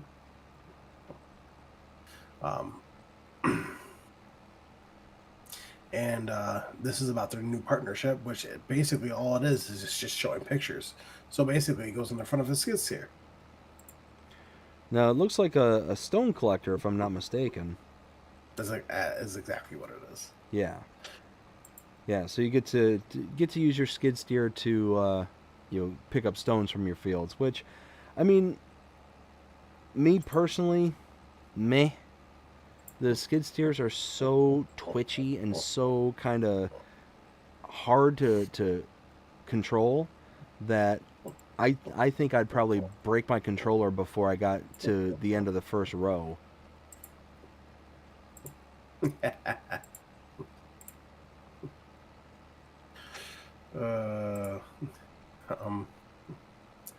so there's that one right there. I mean, I'll definitely give it a whirl and just see how it is. I mean, if I have like a tiny field of my farm that's not even worth using a big stone picker, I mean, yeah, but other than that, I don't really see the purpose. Well, see, here's the thing is, here's where it could have a redeeming quality because, I mean, number one, just by its very nature, is probably going to have a smaller pickup width than, let's say, even the base game Scorpio. But even if it was similar size, the one redeeming quality it could have is if the working speed is faster than the Scorpios. If you're able to pick it up faster and if you're able to engage the GPS. If you're able to engage GPS and it can go faster, then that might be something worth picking up because then you're not worried about, steering or anything like that. You're just worried about pushing the button in time to get the line straight kind of thing. Right. So, but again, where you're also going to save time too is because of the skid steer and they turn like mad, you'll be able to zip through there real quickly before even like the Scorpio. If you're driving the first set of equipment and the skid steer, just because of the turning radius of the skid steer, you're going to get through the field so much faster than trying to do that same exact work with the stone picker. Right. 100%. The next one is from Sir Vertex. This is their low loader. So this one I'm very interested in because if I remember right, this is the one where it's got the expandable base to it. Yes, and it also holds a header on the front. Oh, oh, yes. Okay, I completely missed that when I first saw this, but you're right. Yeah, this is the one. This one's really a nice model. I absolutely love this design. Now, what I'm going to be interested about is there was a model very similar to this last year, or in FS22. This might even be like a conversion of the same model that I'm thinking of. But there was one of them where it didn't necessarily attach to the header. It used the like snapping thing that the trailers and stuff use. And Yep. I found that when I used it, because I downloaded it immediately because I thought that was a brilliant idea to be able to take the header and the harvester via semi, you know. But when I tried to hook up, you know, any kind of header to it, it didn't want to work properly. Or maybe I Right. just wasn't doing it right, or who knows, I'm not sure. But then there was the other header pickup, or the header trailer, that had the arm, the kind of boom arm that would, you know, swing down and grab it and actually attach to the header itself. That one was brilliant back in 2022. Oh yeah, yeah. Oh, I forgot who made that one. I don't know if it was coming back. I don't know. I haven't heard anything back from that. I haven't heard anything from that one yet. Also, no one from the 10th is from Michigan Farming Map. The official Frankenmuth Farming Map version 1.0 status update. Map is complete. Testing continues on. Have submitted off to Giants, all platforms. I'm not going to read this entire thing, but it basically just tells you what exactly is on it. Yeah, I mean, So- I've given my 2 cents over this one, so I'm just going to refrain. I'm hoping, you know what, let me say one thing. I'm hoping I'm wrong. I genuinely hope I'm wrong. You hope you're wrong. Let's see here. All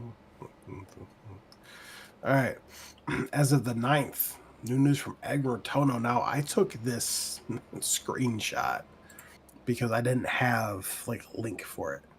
But their Lizard SM72 and 82, their big plows were in council testing when I took this. So I know Custom Modding did comment on a post for this that they made, and they said it could potentially be released tomorrow. Okay. So, before I weigh in on this one, what do you think of this mod? I mean, I personally don't use it only because it's unrealistic. I mean, if I have a map that there's always one map that I always play unrealistically on, just to have some fun, then I would use this. I mean, also if you really want to get a job done fast, and if you're like on a time crunch, then yeah, bet I could see someone using this. But for someone who plays realistically, it doesn't really make sense. Now, if someone pointed out, because I've never seen anything like this in real life, if someone points out, hey, that thing's written in real life and you could prove it to me, then I'd use it. But that's my 2 cents. So, I kind of take a different approach to this one. So, my issue with it is not, you know, its authenticity or anything like that. My issue with it is the fact that we have something like the 6MT, 9MT. My issue with this in particular is that it's so insanely wide. It's incredibly wide. Even with it all folded up, you've got about, 3 meters on both sides of your tractor. It'd be as if, like, on my screen right now, I've got a cultivator that I'm running. I know you probably don't have my stream up, but I've got a cultivator running, and it's got every bit of 3 meters on both sides of the tractor that's exposed. Now, imagine trying to drive that thing down the road on any one of the maps that we have access to right now and having traffic turned on. It would be impossible to get from one field to the next, especially if you're having to go across the map. So that's why I don't like this model, is that I feel that it's incredibly impractical unless, number one, you have traffic turned off, or two, you have a map where there's no traffic or light traffic and absolutely massive, massive fields. So it's just to a level of impracticality that I just can't wrap my brain around. See, I mean, it wouldn't be as bad either as if like let's just say like the 82, the bottom one, like from the two, like the biggest one, which I think is like what 27 meters, something like that. Yep. Now if it actually folded down, kind of like the top one did, but folded completely flat, and then it was able to fold up again to go Oh yeah. vertical. That would be a Then, whole different conversation. Yeah, yeah, I 100%. But I mean, traveling down the road with with this monstrosity on the back end of your tractor, I mean, you're not getting anywhere. You're only getting from from one portion of your farm to the next portion of the farm, and hopefully there's no traffic in between it, kind of thing. But the moment you come up face to face with anybody coming in the opposite direction, you It's better over. hope that well, yeah, not only is it over, but you better hope that you have so much room on either side of the road to be able to pull off on, so they can't actually like hit you. right, So it's just like I said, it's just not practical to me. right, exactly. Um, Now the next thing is, yes, there were some updates for FS22. I'm not going to go over them, but there was a map update and then the Lizard Rumbler pickup. So if you still play FS22, those have been updated. The next one is, well, it's a new map that was released for FS22. Let's see. That next one is the new mods for FS25, which we already went over. Let's see here. Okay. Oh yeah. And January 9th, the testing list update. So the number of mods waiting to be tested is 1,184. That's incredible.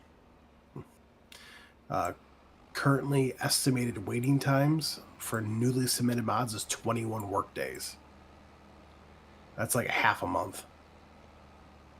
But you know what? That just goes to show you that creators like Bcbuhler, like who we had on tonight, I mean, they've been working really, really hard to make sure that we get the content that that we come to expect. That we have grown used to and grown accustomed to up to this point. So, big shout out to all the modders, map makers, and all of them, because it's almost 1,200 mods out there, and this game isn't even 2 months old. It's just a little over 2 months at this point, and to have Right. over almost 1,200 mods just in testing, just sitting waiting. That's not to account for the mods that Giants has already gone through and either failed and whatnot. So Well, I mean that also doesn't include giant software mods. exactly. Then for submitted mod updates, 7 work days, so about a week. And then for failed and resubmitted mods, 3 work days.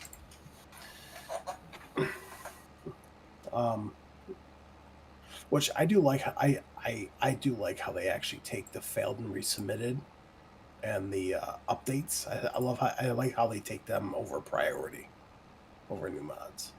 For sure. Yeah. Well, and that's the thing is, I would imagine that they do that because they have less to go through. Right, exactly. Next one is from Farming Simulator themselves. Basically announcing that they're going to be out at Llama January 15th to the 16th. So the Farmer Sim, who I did the interview with a couple of days ago, he's going to that, and he's really excited because he's going to see all the other creators that are there, like Mr. Sealy P and DJ Goham and all them. So it's going to be really cool to hear about that. I mean, I would love to go. Oh, for sure. But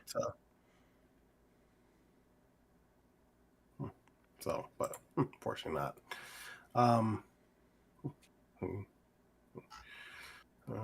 Make sure I'm listening.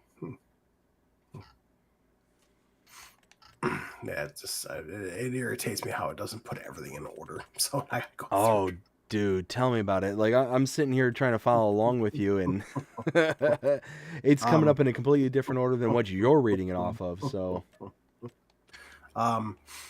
Next one is for the 8th. It's just updates that came out for a couple of different mods. Yes, okay, so I didn't miss one. The next one is also from Agritono, and it just talks about their Chevy Silverado. So, which that has been sent off to testing, as far as I'm aware. nice. Oh, but it's gonna be a long time before we see it. So, Oh yeah, yeah. Well, and that's what's nuts. I mean, you figure by the time these modders send these things off to test and to do everything they got to do on their end, I mean, it could be, 4 weeks before they're like, oh, hey, it passed, or oh, hey, you failed. And all that downtime in between. I mean, if you're just like a solitary modder who's just, working on 1 or 2 mods, I mean, that could be a big downtime. right, exactly. Well, I mean, Marcel he updates that every single day, so I'll be posting it every single day once it gets posted. The new news from Mapper's Paradise. Oh yeah. You all ready for the new FS25 Welkers map? And it just shows a picture. So It's a new dealer. I'd be interested in your opinion about it. How do I want to say this? I'm not huge on Welker's Farm. Now I will say, I do love that it's a farm based on a real life location. I love that, and it's always like a big thing for me. But it's one of those where the past couple of iterations we've gotten, like, I think it was Welker's Farm, I think there was a Canadian map, where it's kind of had like these little hide and seek games that are kind of associated to it, and you get like these little clues and visual things. It's like, that's not really for me. It's one of those, like, it's cool and all, it's kind of a extra thing to do, but it just kind of takes away from the immersion if you're driving around and all of a sudden, boom, there's a sign that says, hey, here's clue number 2, go find this kind of thing. It's like, okay. I mean, for me, like, looking at this picture right here, I mean, it looks completely like the shop looks completely different. And to me, it looks better. But I have one problem with this. What's that?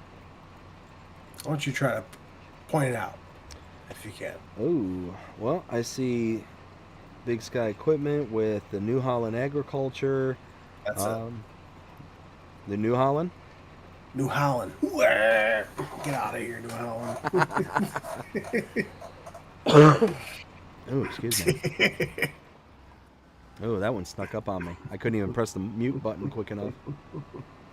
Well, the things I have to say about New Holland, I'm not going to say on the stream because I feel like I might get demonetized about it. Yeah, no. Let's not go there. Now, if you had to pick Welkers or Frankenmuth, what would you pick? Oh, Welker's hands down. Welker's hands down, and not even hesitating to say that. So, like I said, my issue with Frankenmuth, I've said this a few times, so I'll go ahead and just say it super, super fast, is that I'm from the area, and it reminds me nothing of the area whatsoever. Like, so that's my biggest issue is, I can't point to something. It's like, oh man, I remember that. Oh man, like I used to go to this place. Like, there's nothing that kind of identifies it as Frankenmuth, to where at least I can be ignorant about Welker's Farm. I've never been to that area of the country, so it's one of those, like, there could be something that's completely and utterly different from real life, and I'd just be blissfully ignorant of it. And that's fine. That's completely fine. But it's also You can tell all those key details in the Welkers map. I mean, just looking at the picture here, the Big Sky equipment, the New Holland sign, like all that stuff is custom made and it's built for this map, and that is a huge step up from, you know, what I remember from the 22 version of Frankenmuth, is that it was all just base game stuff. It was very low detailed. I mean, the layout of the map was nice, but really outside of the layout, it was just a normal map, and with a few, you know, kind of additions. You know, the American flag bale wraps, the like the sugar beet stuff that you could do for that farm, and the sugar beet pilers and all that kind of stuff. Like, yeah, there was some things here and there that kind of set it apart from a lot of other maps, but it didn't feel special. And because it didn't feel like Michigan, just where I kind of fell on it. Right. All right. All right, BD. I want you to remember 1184. 1184. Yeah. So that was posted on the 9th. Now on the 8th, the number of mods waiting to be tested was 1,274. Now, wow. So real fast math. That's, you know, they burned through over what, 80-ish, 90-ish mods from one day to the next.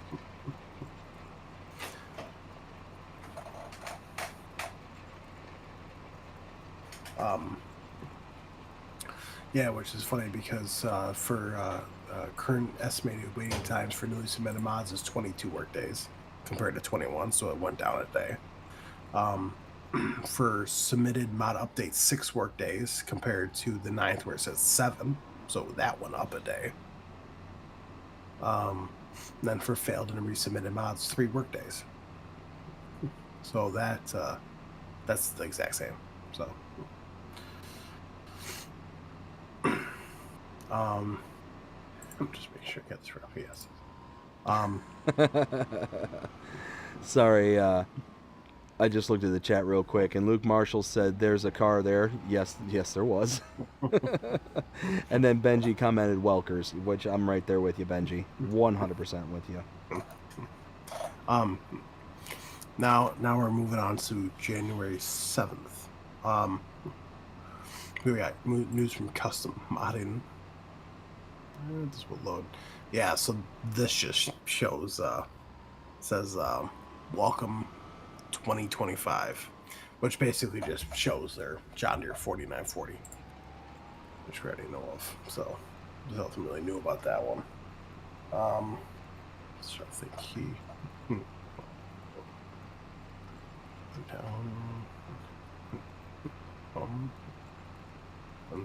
Yeah, that just shows the new mods that came out for FS25. Oh yeah, the new news from Fast Farming.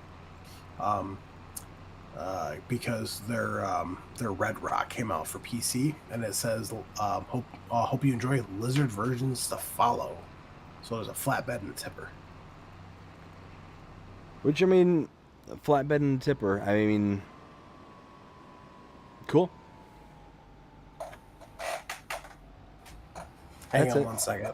Sure. So while we wait for Will there, yeah, like I was saying, if you're a fan of Red Rock, then yeah, that's great. But it's one of those, you know, personally, I don't think I've ever heard of Red Rock, and I mean, unless there's going to be some kind of feature that's available for maybe the flatbed, maybe auto load bales or something like that. Probably not going to be something that I install on my machine personally, because again, I'm not familiar with the brand and have no real inkling besides it being a trailer and a flatbed. So, I mean, it is what it is. It's not like something to be too excited about, I guess, is what, from my perspective. Now, from what I know, is that Fast Farming tried to get licensing for Red Rock, but apparently that never happened. That or went 3+ years like like Bcbuhler. Yeah, right. Yeah, let's hear new news from JHHG Modding. Yeah, so this is exciting. So the next partnership is the John Deere Ilco S series. So this one, I mean, just looks incredible. I'm looking at the model itself from the pictures, and there's a picture. It's kind of the rear quarter of the tractor, and what I'm noticing the most on this are the tires.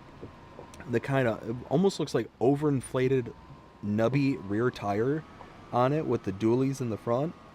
Just looks incredible, incredible. And to me, it looks like a really nice looking American style because it's got the little warning hazard in the back. John Deere. So yeah, it's going to be a beaut, I think. Now the thing that's funny about this is that so let's just say if you're going like on the side of a hill, and like how normal harvesters will, like their headers will miss like the under loop part of a hill. Yep. Right. If you're going to angle, the header will actually the piece in the front that connects to the header will actually rotate, so it will keep level. And the rear of it is just like the base game Fendt and Massey Ferguson smaller harvesters, the one that actually like lift upwards and keep itself level. That's what that one does. Yeah, the self-leveling style. Yep. It's awesome. Let's see here. Oh yeah, January 7th, Oxygen David. Dun dun dun dun dun dun. This is from the 7th. It says it'll be comes in for 25. Will be set off this week. It has actually already been set off, so it is with Giants. But unfortunately, we're gonna have to wait almost a month before anything. You know what? Just hearing you say that just makes me want to cry. Sorry, Easy man. there. I'm not trying to take you out or nothing. Yeah, See? Let's see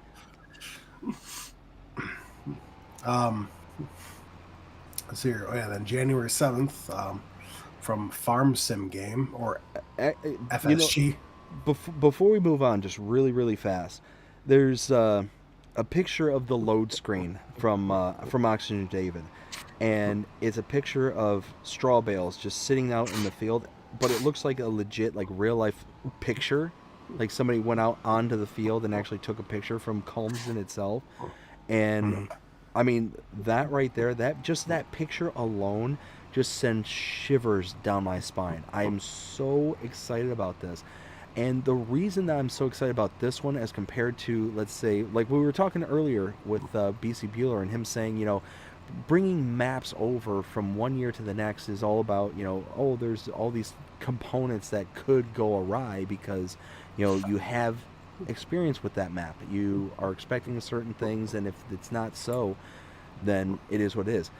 Oxygen David is an incredible map maker. Incredible. And I've never talked to them, but based on what I've seen from them, they take pride in every little detail that they put into their maps. This one, I believe, is going to be no exception, and what I really feel like we're going to get is the kind of the beauty that was from the FS22 version kicked up to 11. Right. And the reason I say that is because, again, based on what I have experienced, and many of us have experienced with Oxygen David maps, the details are the devil's in the details with Oxygen David, and on top of all that, it's going to be a kind of seeing the screenshots and seeing, like, I think it's Scroft who's done like previews and stuff of that map. I mean, it's going to be a gorgeous map. I know FS Club and DJ Goham also put out views. Well, now for FSG or Farm Sim Game, it says update as per some of the reports have come across. um, came across us in regards to the inability to unload feed such straw inside a cow barn XL. We have a fix to the issue, as we found out quite a difference in trailer locations in vehicles. So it has already been sent out to Giants. More than likely, we'll probably see this week at some point if it passes. So basically, is what I'm seeing here is you can use feed mixing feed wagons now, because before you couldn't. And that's absolutely fantastic. Oh, and also their red barn pack is coming back to FS25. I know that. Oh, nice. I tell you what, that was, I think, by far and away one of my favorite models. Like in the whole barns and buildings section kind of thing was that red barn pack. It was incredible. And oh, that just made me incredibly excited that you just said that. Oh yeah. Now if we go back to the 8th of January, number of mods waiting to be tested is 1,274, right?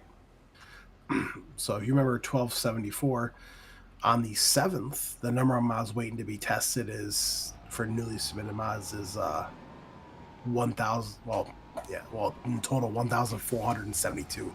So it went from 1,472 down to 1,274. Yeah, so in between 1 day span, they burned through over 200 mods. Yeah.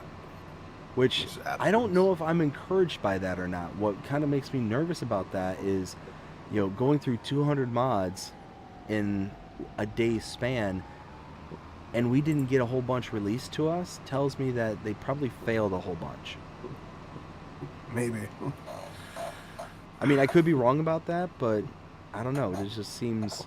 It seems weird that we wouldn't have gotten a whole slew of mods going through 200 mods from day to day. You know what I mean? I mean, I personally feel like we're going to get a load of mods tomorrow. I mean, today. I don't know why. I just have that big gut feeling that we're going to get a buttload of mods today. So, I'll be really honest with you. I hope we get a ton of mods. I really hope that we don't get a map. It sounds so bad to say that. I know. I know why. Don't worry. So, do you mind if I say something real quick? No, go ahead. So, for those who were there for the first Farm Sim talk the other day with Farmer Sim, thank you all so much for showing up for that. Had an absolute blast. I've got another one scheduled tentatively for tomorrow, and as long as a map doesn't come out in one way, shape, or form, whether it's an update or whether it's a new map, then it's going to roll forward as scheduled. If a map comes out, then that's going to bump it. So I've got it worked out with the person. It's going to be Why Not Gaming. So really looking forward to talk to Why Not and do the interview like I did with Farmer Sim. Just one of those that, like I said, the selfish side of me is like, oh man, I really want to do this interview because I had so much fun doing the first one, but now I'm kind of saying out loud and I kind of feel bad because I'm like, I think if people would be like, no, I kind of want the map more there, BDD.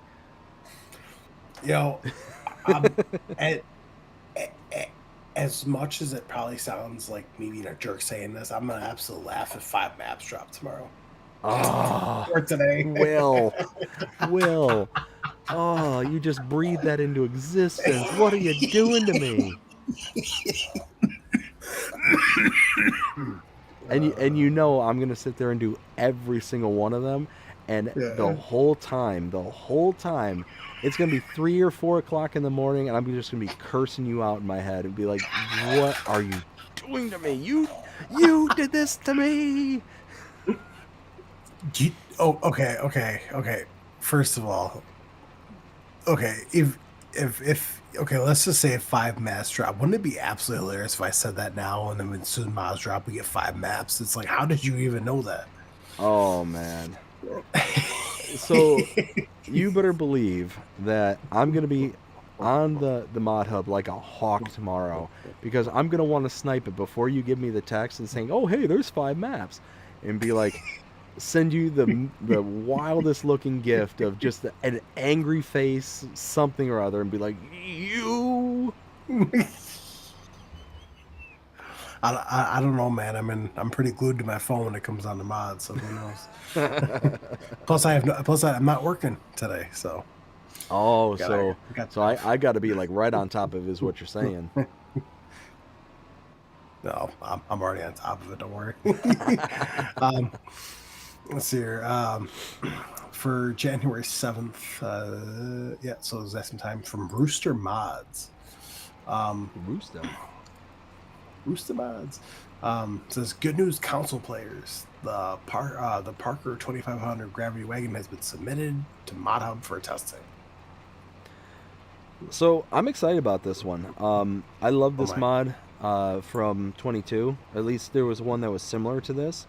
It worked great, and it worked perfectly for just like a little around the farm little chaser bin where you could just like load up, feed for your chickens, dump it in, you're done. Load up a bunch of like loose TMR or something like that, throw that into your cows. It was a nice little mod. I mean, it's small, but it is what it is. And again, it'd be good for like those kind of European style maps. Well, either that or like, if you're starting out from like bare minimum, then it's like the best thing you can get. Exactly. For a trailers. The last little bit of news today is actually from AW Modding. I feel like that name kind of reoccurs a lot. He shares a lot of stuff. John Deere 34 muck shredder is coming along nicely. I reached out to him and asked him if this has been set off the Giants or not. He hasn't responded, but from what I'm highly going to assume is that it has, because I have not heard anything about it. So it's a nice looking itty bitty spreader. I mean, at the end of the day, it's just an itty bitty tiny, I don't know, probably less than 10,000 liter spreader. But it's going to be nice for this like small little itty bitty farm, small fields kind of thing. Actually, it says 6,000 liter spreader. But it only requires 20 horsepower. It does 8 meter working with, which isn't that bad for the size. But you're going to burn through manure like really, really quickly with this machine. Just because of the small storage capacity. But it's nice because it's got that kind of old school charm to it. Right.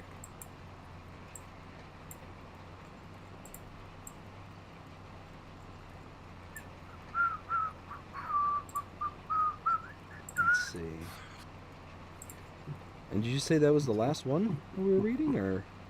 Yep. Okay.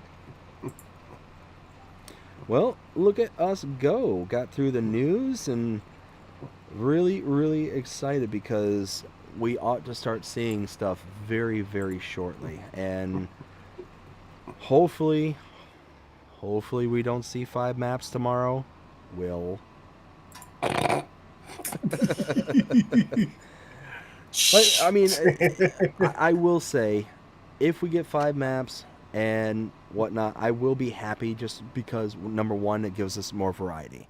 But it's more than likely, if we do get maps tomorrow, my knee-jerk, my gut feeling is that they're going to be like forestry maps, things that were able to be produced incredibly quickly, through repetition and just kind of like boom, boom, boom, boom, boom, boom, boom. Right. Not like a map like Oxygen David's, Colmson Farms, or anything like that. It's going to be something that was just able to be kind of slapped together really, really fast and kind of go from there. Almost like New Frontier, how that's like the first map that we got. Well, it makes sense because there's next to nothing on it. And why we were able to get not 1, not 2, but 3 separate versions of the same map. Now, I'm not saying it's a bad map. I'm just saying that, a forestry map, at least in my brain, and I could be 100% wrong because I'm not a modder. Hopefully we'll start talking to more modders and stuff going in the future with the series and whatnot. but one of those that I would imagine, just kind of from a kind of practical standpoint, that those would be kind of the easiest maps to make. Right. And I don't know if y'all can hear my dog whining in the background. I do apologize if you can. She is she's been a kind of a pill here lately. She our neighbors a couple streets down ended up shooting off some fireworks at about 6:30, 7 o'clock, and she's been just beside herself freaking out ever since. And needless to say, she's now come out from hiding at 1 o'clock in the morning because now she wants to eat. She wouldn't touch her food before, because obviously she's freaking out. She's hiding underneath desks and trying to climb up to the top of the washing machine. Now, now I do want to say one thing though, that that is not it's not FS related.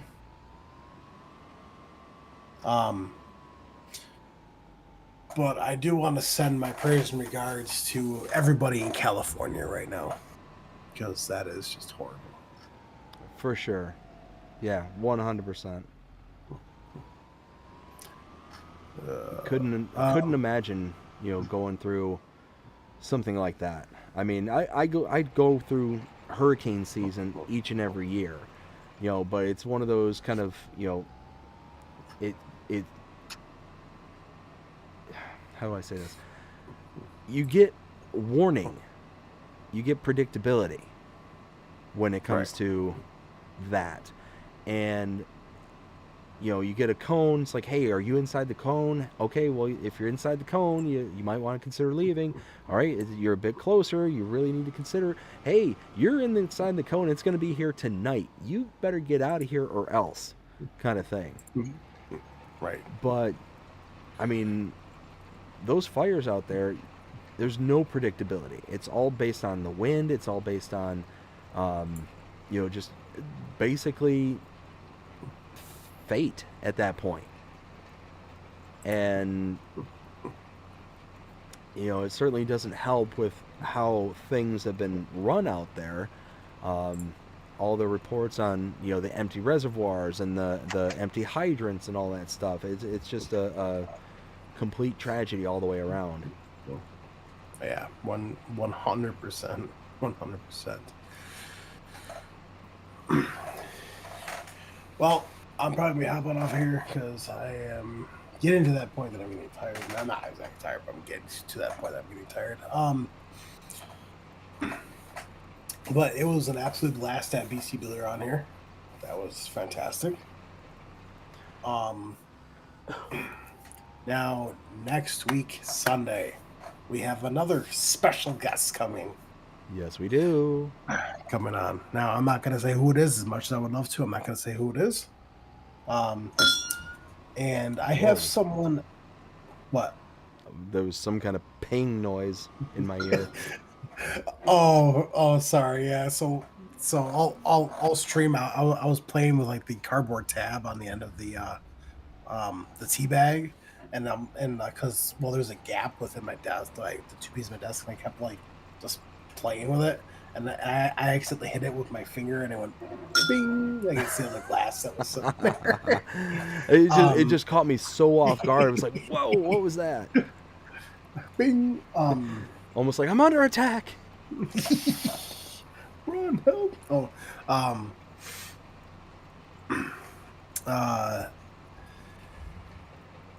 We may have someone special coming on. I don't know. I'm still waiting for him to get back to me, which I'm hoping he does, because that would be absolutely fantastic. So, and then I have a couple of people that are getting back to me. So, which one of them I know for a fact that you would love to talk to. Oh, really? Mm-hmm. Well, I tell you what, I'm actually probably going to wrap up my end of things here too. just read off my last comment here real quick. It's from Benji. Benji says, "Why Not Gaming is a fantastic person to talk to." Yeah, I agree. I talked to him actually, behind the scenes yesterday. Super nice guy, and really looking forward to our interview. Like I said, hoping it's tomorrow. It's tentative at this point in time. We'll see. If Will's commands come true, then it won't happen. So everybody in the chat kind of, scrape your finger at him, kind of thing, saying shame on you, kind of ward off the bad vibes that he has just projected upon us. Jeez. Blame me. Hey, I didn't breathe that into existence. I'm just saying. One of us here said something about 5 maps. It wasn't me. I have no idea what you're talking about. Huh? What? There's something else in here. Oh my goodness. But anyways, do you want to chat after this just real fast? Yeah. Cool. All right, you go ahead and sign off, and I'll do the same. All right, guys. Well, BDD and I both really appreciate everyone swinging by. Remember, we do this every single Sunday, unless something comes up. But other than that, we do every single Sunday at 9:30. I appreciate everyone stopping by. If you guys like what you guys saw, make sure you smash that subscribe button. Also, hit the bell so you get notified whenever I go live or post a video. Also, make sure you like and share the live stream. Make sure it gets out to other people. Other than that, I hope all of you guys have a wonderful day, and I'll see you guys later. Peace. Absolutely. If you liked it, please show us by liking, sharing, subscribing, following, commenting, doing all the things the algorithms enjoy you doing. The shows you're engaged with these channels and enjoying the content. And that being said, hope everybody has a fantastic day. Take care.